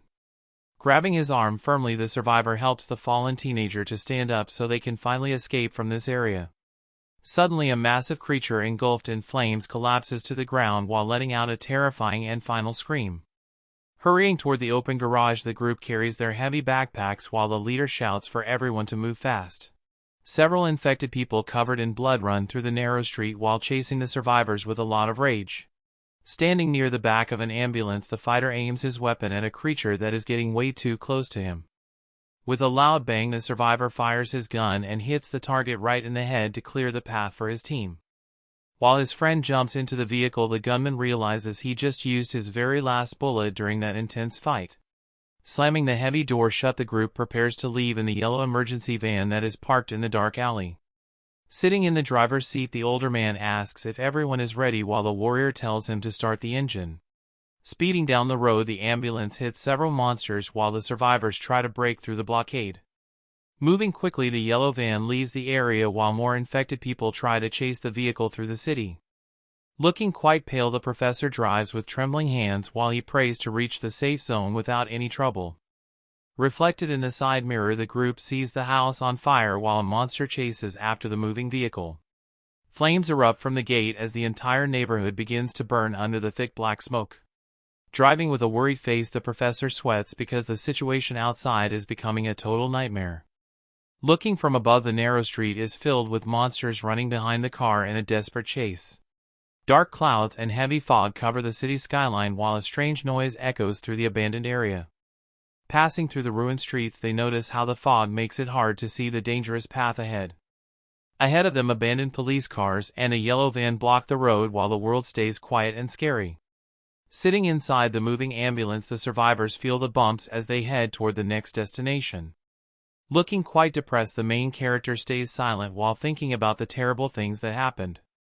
Screaming for help, someone begs for the green door to be opened because they are about to die outside. Opening the entrance quickly, the protagonist looks shocked as the teacher runs inside to escape the threat. Covered in red stains, the man rushes through the door while a scary monster grabs for his shoulder from behind. Staring intensely through his glasses, the boy watches the scene and processes the danger that just followed them. Groaning in pain, the teenager clutches his side while noticing that his old wound is starting to hurt again. Noticing his struggle, the girl asks if he is okay while suggesting that the fighter checks his stitches tomorrow. Looking down at the street, we see the empty road filled with bloodstains and abandoned cars near the motels. Sitting inside the vehicle, the two men discuss reaching the meeting point while looking at the map for directions. After traveling 4 kilometers, the student suggests heading to the station while the sky turns dark and gloomy. Suddenly, the driver with glasses looks ahead and notices the destination they have been searching for all this time. Towering over the street, the building called Sky Motel appears as a possible safe haven for the tired group. Approaching the entrance, they see an abandoned ambulance parked near the door while the atmosphere feels very heavy. Peeking inside the dark corridor, the girl mentions how scary the place looks while everyone remains very alert. Explaining the safety of the floor, the leader mentions that several rooms are clear and ready for the survivors. Looking at room 209, they see a large red mark on the door and decide to stay away from the upper floor. Discussing the sleeping arrangements, the professor asks how to divide the rooms while the girl complains about the light. Entering the room labeled 203, the characters prepare to settle in for a very long and stressful night. Admitting her fear, the beautiful lady says she prefers to stay with her friends instead of sleeping all alone. Suggesting a different plan, the boy with the hoodie walks toward the bathroom while the group keeps talking. Standing alone in the dark, the protagonist looks at the ground while the light from the office shines through the glass. Groaning quietly, the teenager realizes the pain is getting much worse and his expression shows a lot of suffering. Lifting his gray hoodie, the young man slowly pulls back the large white bandage to check on his painful side injury. Suddenly his eyes widen in total shock while his face becomes pale because he sees something terrifying on his own skin. Focusing through his round glasses, the boy wonders what on earth is happening to him while the silence fills the dark room. Looking at the dark and bruised mark, he asks himself why the stitches look so strange and different at this exact moment. Standing in the bathroom, the protagonist realizes the area looks exactly like the bite of those scary creatures outside. Facing the mirror, the teenager trembles while questioning if he has actually caught the deadly virus from the monsters. Sweating from the pressure, the main character tries to remember when he could have been touched by one of those beasts. Checking his hands, he notes there are no bite marks anywhere since he feels sure that nobody ever managed to sink teeth into him. Recalling the fight at the construction site, the boy wonders if the infection entered through the old wound during the fall. Thinking back to the rooftop battle, the survivor considers if the virus reached him while he was struggling to stay alive. Remembering the words of his companion, he questions if the theory about bites being the only way to turn was actually wrong. Staring at the pulsing black mark, the hero hopes it is just a normal medical problem instead of the start of a nightmare. Suddenly his vision becomes blurry as a wave of dizziness hits his head and makes the entire room spin around him right now. Slumping against the cold wall, the exhausted student loses his balance and falls to the floor while feeling his power fade. Sitting alone in the dark, the boy with glasses finally admits the terrible truth that he has become one of the infected. Inside the dark room, a small lantern flickers on the desk while the group tries to find some peace during the night. Looking quite sad, the young woman stares blankly as she reflects on everything that happened during their long journey. Sitting on the floor, the popular girl waits for her friend who has been inside the bathroom for over 30 minutes now. Suddenly a foot steps out from the doorway while the lady threatens to go inside if he does not come out right away. Appearing at the door, the boy finds a shocked girl who asks why he stayed inside without making any noise at all. Sweating from the pressure, the glasses guy asks if he can sleep in a separate room alone for the rest of the night. Showing a face full of confusion, the female survivor wonders why her companion is acting so strange all of a sudden. Facing her with a serious gaze, the student claims he does not feel very good and wants to be by himself for a while. Looking at the tall fighter, the brunette thinks sharing a room just with him would be a very awkward situation. Grabbing his heavy backpack, the protagonist prepares to leave while the others watch him with a lot of curiosity. Smiling playfully, the lady asks if she makes him feel uncomfortable, but the boy remains focused on his gear. With an intense look, the teenager begs her to stop joking because his current mood is not light at all. Staring with wide eyes, the girl feels shocked by the cold tone coming from the person she usually teases. Watching him walk away, the female stays silent in the middle of the room while the atmosphere becomes very heavy. Standing still with his arms crossed, the silent warrior observes the drama without saying a single word to anyone. After deciding the rooms, the girl says she will stay with the professor while the others take a different spot. Focusing on the hallway, the camera shows the dark wooden door of room 202 during the quiet night. Opening the entrance slowly, a hand reaches for the knob while a loud clicking sound echoes through the empty motel area. Walking inside the dark space, the boy thinks about how everyone wants their life to be just like a movie or a drama. Staring at the window, he wonders if a happy ending actually exists for someone who is going through a total nightmare. Hoping for the best, he tells himself that everything will work out even if things feel very difficult right now. Leaning against the purple door, the protagonist looks down at the trash while his heart feels very heavy and sad right now. Sitting on the cold floor, the young man clutches his stomach area and wonders if he can truly survive the infection today. Gripping his hoodie tightly, the student feels the hidden wound while realizing that things are not going to work out well. Looking at the bottles and papers, the teenager admits his life is nothing like a main character of a famous story. Closing his eyes, the survivor believes he will just turn into a monster and disappear quietly without anyone noticing him. Thinking about his role in the world, he admits that he was always just another ordinary person in a very large crowd. With tears in his eyes, the glasses kid asks himself what he was even hoping for in this miserable and scary life of his. Sobbing in the corner of the messy room, the lonely boy realizes this is probably how his journey was always meant to end. Feeling completely broken, the main character stays in the dark while the silence of the room covers his quiet cries. Standing in the dark hallway, the tall fighter calls for his friend and says he will try to open the locked door now. Reaching for the metal handle, his hand tries to turn the knob, but a loud clicking sound echoes through the quiet motel. Staring with a confused face, the warrior notices the entrance is stuck while his companion shines a light on the wood. Looking quite nervous, the leader hopes his bad feelings are wrong because sweat starts to run down his face during the wait. Facing the door, the survivor admits that the boy might actually be infected since he refuses to respond to anyone today. Showing a face full of pure shock, the popular girl asks what he just said while she stares blankly into the dark corridor. Refusing to believe the news, the lady claims it is impossible because her friend said he never got bitten by any monster. Looking serious, the fighter argues that a healthy person would surely open up unless something is very wrong with them. Startled by the suggestion, the girl hears the man say the teenager might have already stopped breathing inside the room. Speaking with a trembling voice, the brunette calls her companion a total psycho for making such a terrifying joke today. Pounding on the door with her fist, the girl screams for the boy to stop messing around and let them inside right now. Frantically, she continues to yell and wonders if this is just a prank while the atmosphere stays heavy and silent. Staying quiet for a second, the young woman stares at the door number 202 while she waits for any sign of life. Whispering his name once more, the lady hopes to hear a response while the hallway remains completely dark and scary. Hitting the wood with all her strength, the survivor demands that he opens the entrance before she loses her mind for good. Screaming in pure terror, the girl pounds on the wood because she wants the person inside to open it right now. Suddenly, the fighter reaches for the metal handle and yells for the student to unlock the entrance immediately. With her eyes wide from the shock, the young lady looks completely stunned after seeing something truly impossible. Shining a light into the darkness, the two survivors appear worried as they ask their friend if he is actually okay. Trembling with pain, the boy wearing shirt 989 feels that something is very wrong with his body today. Everything looks peaceful in a normal neighborhood with nice houses and green trees under a bright blue sky.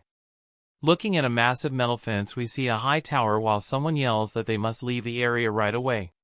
Standing by the wall, two students talk about an aunt who warned them to stay away from a crazy guy living nearby.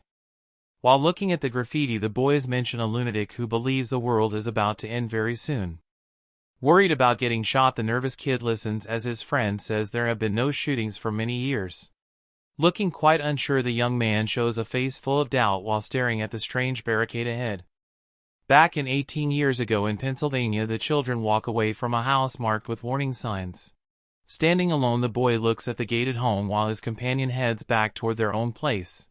Suddenly, a loud voice from behind the fence asks who is there and makes the atmosphere feel very heavy. Talking about a coming apocalypse, the hidden person warns about monsters crawling all over the place. Hearing the word zombies for the first time, the teenager looks totally confused by the strange warning. Observing the tall fence, the student wonders what that mysterious person is actually talking about right now.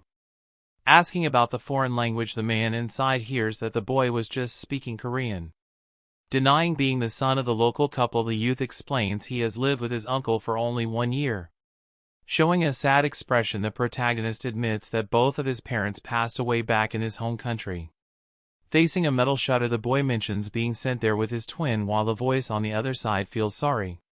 Warning the kid to get back inside, the mysterious stranger mentions zombies and the student thinks he sounds totally crazy. Behind a fence covered in warnings, the teenager asks if this is some kind of roleplay while looking for a hiding spot. Explaining that he is being chased, the boy says he has been running while the survivor asks if he was bitten by monsters. Suddenly, a loud mechanical sound echoes as the heavy metal shutter begins to rise slowly from the pavement.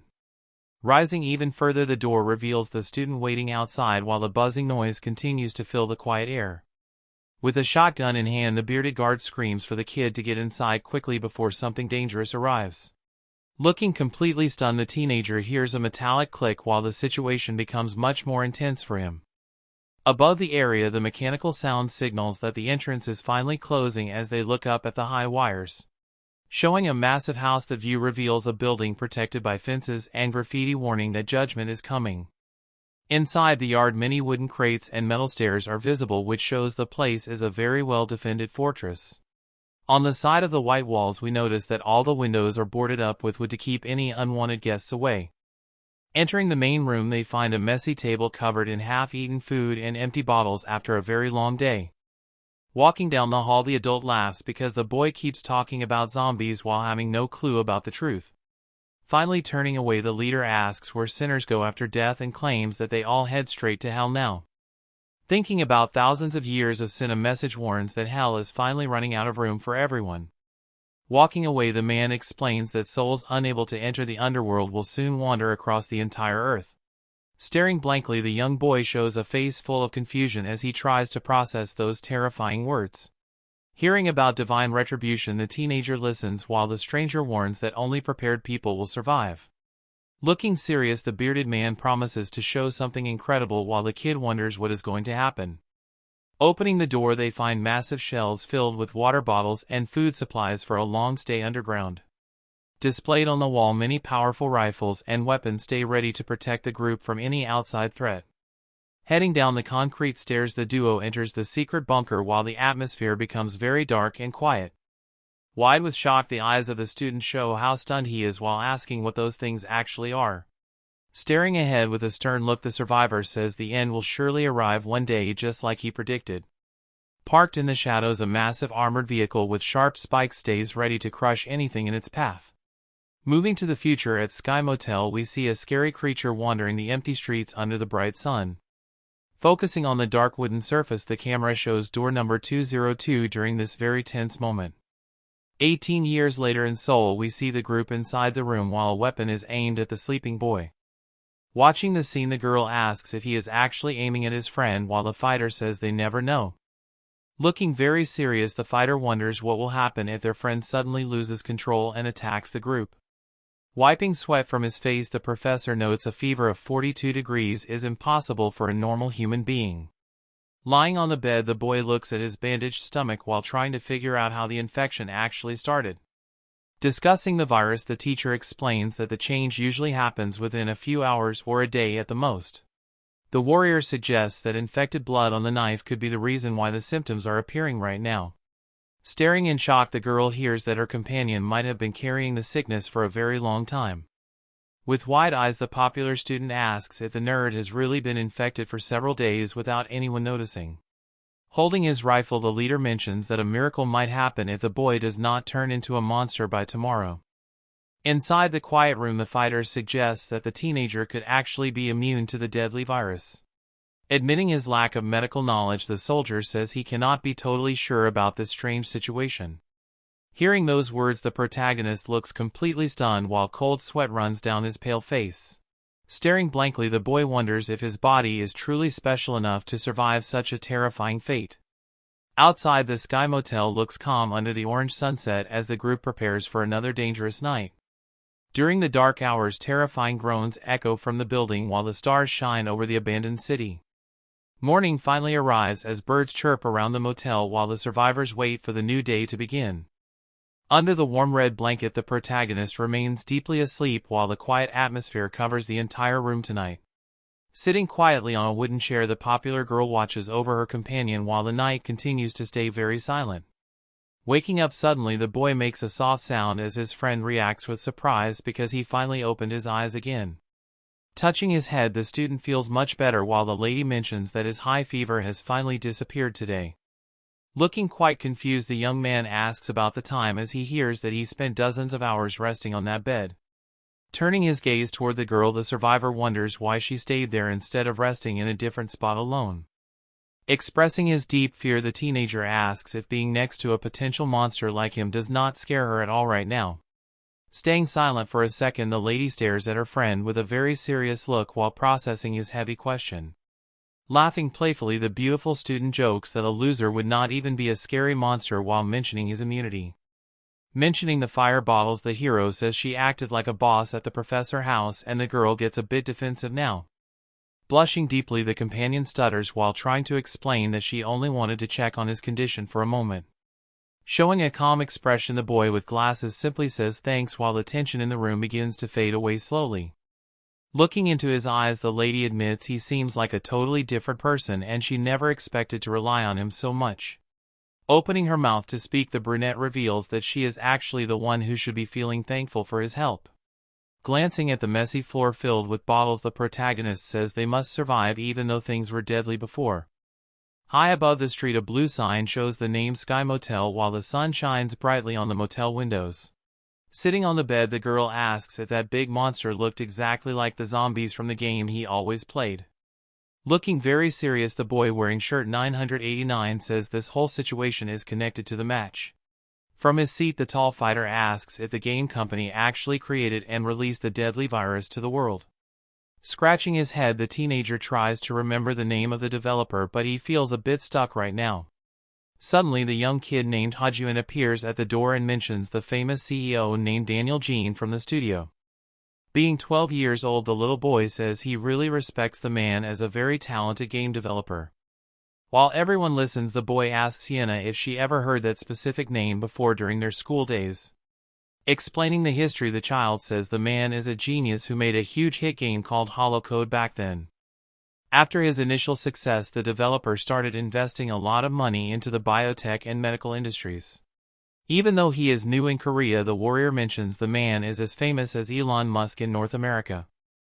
Adding more details, the young kid says the CEO is supposed to have a very famous twin brother named Gene. Rubbing his chin, the survivor thinks that the match between zombie games and medical business is way too perfect. Confused by the theory, the lady wonders what the actual point of releasing the virus would be for a company. With a nervous look, the protagonist stays silent while sweating because he feels a dark secret is hidden nearby. Inside a dark and cold hallway, the silence feels heavy as the lights reflect off the metal walls of the high-tech facility. Staring with a serious face, an older investigator mentions the name of 29-year-old Daniel Jean during the meeting. Recalling the past, the agent notes that the young man came from a rich family and was bullied alongside his twin brother. His mother was a famous actress who lost everything after a false scandal destroyed her entire career and her spirit. After his father also passed away, the teenager moved to America, but his relatives betrayed him and stole all his money. Despite the trauma, the genius built a massive biotech company and became a powerful player in the world of medicine. Moving his lips slowly, the mysterious suspect says they have no time to waste and must return to Korea immediately. Thinking about the revenge, the agent wonders if the boy went too far because of the pain he suffered from his countrymen. Looking directly at him, the officer asks if the successful CEO was the one who actually spread the deadly virus in Korea. Light shines down the empty corridor as the interrogation continues behind the heavy doors of the top-secret building. Feeling quite annoyed, the young man asks how many times he has to repeat that he is not responsible for the disaster. Showing a cold expression, the young man suggests that the police should be suspicious of his twin brother instead. Commander Aiden asks why the sibling went back to Korea while the suspect claims to have no idea what happened there. Arguing about the research lab, the boy says the truth is obvious since the team disappeared right before the outbreak. Because his stock grew 500%, the agent is convinced the man started this whole mess to get rich. Looking very serious, the dark-haired boy mentions that his brother has always been a very difficult person to deal with. While narrowing his eyes, the teen claims his sibling used to say that people in Korea deserve to face a terrible fate. Staring in disbelief, the older official asks if the famous Elliot Jean really said such crazy things about humanity. Sitting in the interrogation room, the protagonist yells that thousands are dying while the experts fail to find a cure. Warning the man in the suit, the boy says an infected sample is already coming to America and everyone will regret it. Since the virus is spreading across Asia, the teenager insists on going to Korea himself to fix his brother's huge mess. Standing behind the desk, the female agent reports that there is still no word on where the main suspect is hiding now. Showing a tough face, the 36-year-old officer named Morris Blake says that the recent testimony seems to be true. Being a field operative, the 27-year-old Camila Rosa says they will handle the capture of the target themselves.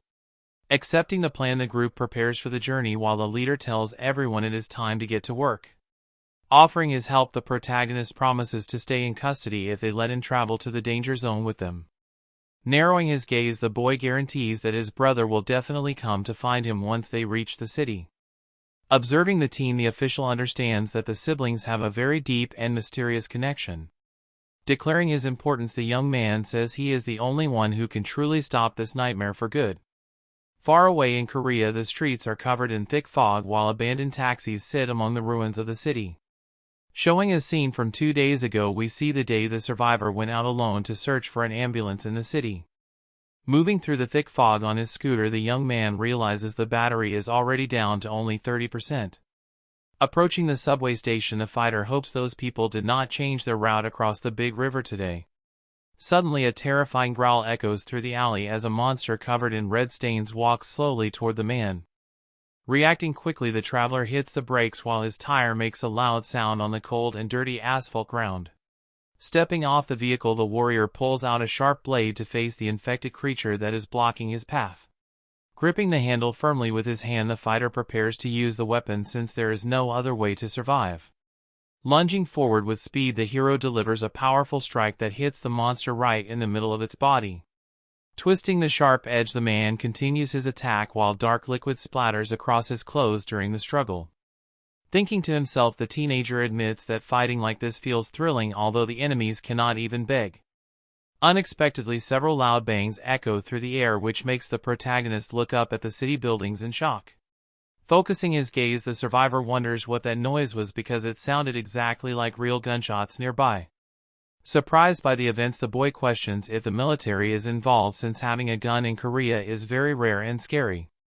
Holding his bloody blade, he worries about the soldiers failing to keep the situation under control during the disaster. Turning his head, the young man decides to investigate the noise while he keeps moving through the empty streets of town. Standing near the alley, we see the front of a silver car with its heavy hood wide open to the gray sky. Suddenly, loud gunshots echo nearby while the young man on the scooter realizes the danger is very close to him now. Counting the sounds, he thinks there must be more than 10 shots coming from the area ahead of his current path. Stopping his vehicle, the fighter hears a loud shout coming from above the nearby city buildings in the fog. Looking up, he sees a survivor on a rooftop who warns him that the infected are swarming over there right now. Begging for assistance, the injured man in a camouflage jacket says he is badly hurt and needs some immediate help. Staring in total silence, the protagonist looks completely stunned by the unexpected meeting in the middle of the road. Moving inside the house, he notices several dark red stains on the floor near a pair of abandoned slippers. Questioning the truth, the teenager shows a face of pure shock while the stranger confirms the terrifying news. Sitting on the floor, the survivor mentions there are other people hiding only 300 meters away from this spot. Clenching his bandaged limb, the man explains his leg is useless even though he luckily escaped a monster bite. Looking at the floor, the soldier worries his group thinks he is dead while more gunshots ring out in the distance. Kneeling down to help, the young man asks if those other survivors are actually part of the military forces. Shaking his head, the witness reveals the leader is actually a student who escaped from North Korea a long time ago. Widening his eye in a close-up, the hero realizes he finally found the person he was looking for all along. Looking completely stunned, the blonde man asks if one of the survivors was actually a student from North Korea. Staring nervously, the injured man listens as the bully asks about a guy with glasses and a very tall girl. Standing in the middle of the group, the man in his 50s confirms that a high school boy was indeed with them. Leaning down, the tattooed guy asks if the name of that specific student was Kong Hakchiel by any chance. Shifting his gaze, the soldier mentions that his colleague actually spoke to the warrior over the radio earlier. Processing the information, the blonde fighter looks quite focused while hearing the name of his old rival. Suddenly shouting the names of his friends, the leader realizes that he finally found the trail he wanted. Smiling widely, the bully claims those people are his buddies and says he has been looking everywhere for them. Looking very suspicious, the injured man wonders if this guy is actually telling the truth about being a friend. Asking if they are still at the house, the blonde learns that things went wrong because of all the recent gunfire. Explaining his situation, the poor guy mentions he needs a new ride because a creature destroyed his old vehicle. Turning his back, the tattooed man repeats the locations of the house and the motel with a very dark look. Laughing like a total creep, the villain says he just hit the jackpot while the injured man looks very confused. Reaching for the luggage, the bully demands to see what is inside the bag while the victim looks totally terrified. Claiming the man is already dead, the thief says he will just take everything because the owner cannot use it anymore. Sweating from the fear, the glasses boy asks who the stranger is while the man calls him way too chatty right now. Looking very cruel, the guy says he has no reason to help someone who is already hurt and tells him to just die. Shouting with anger, the student calls him a name and reminds the man that he promised to offer some help today. Showing a creepy smile, the stranger asks if the teenager is truly that afraid of meeting his end all by himself. With a dark expression, the person offers to help the boy leave this world since things are already very messy. Suddenly, a loud scream echoes through the quiet room as a violent act happens right behind the closed curtains. Moving to a different scene, we see a house with a white car while red stains cover the dirty concrete floor. Looking at the scooter handle, the traveler realizes the battery is dead and curses his bad luck during the trip. Walking down the street, the tall man carries his heavy backpack while thinking about a huge mistake he just made. Gazing at the city skyline, he tries to remember the name of the neighborhood where the safe motel is located. After 2 days pass, the sign of the Sky Motel appears while the group continues their journey through the ruined city. Inside the room, they discuss the zombie game lore and the nerd wonders if he is just a mistake in the design. Calling him the last hope for humanity, the girl mentions that his immunity could lead to a real vaccine soon. Staying silent for a moment, the fighter mentions the strange weapons those other survivors were carrying lately. Pointing at a powerful handgun on the floor, the man notes that finding a Desert Eagle in Korea is very unusual. Thinking about those gunshots, the men suggest it might have come from a local shooting range while they discuss the route. Resting under the covers, the boy with glasses feels a deep sense of unease because something about the air feels off.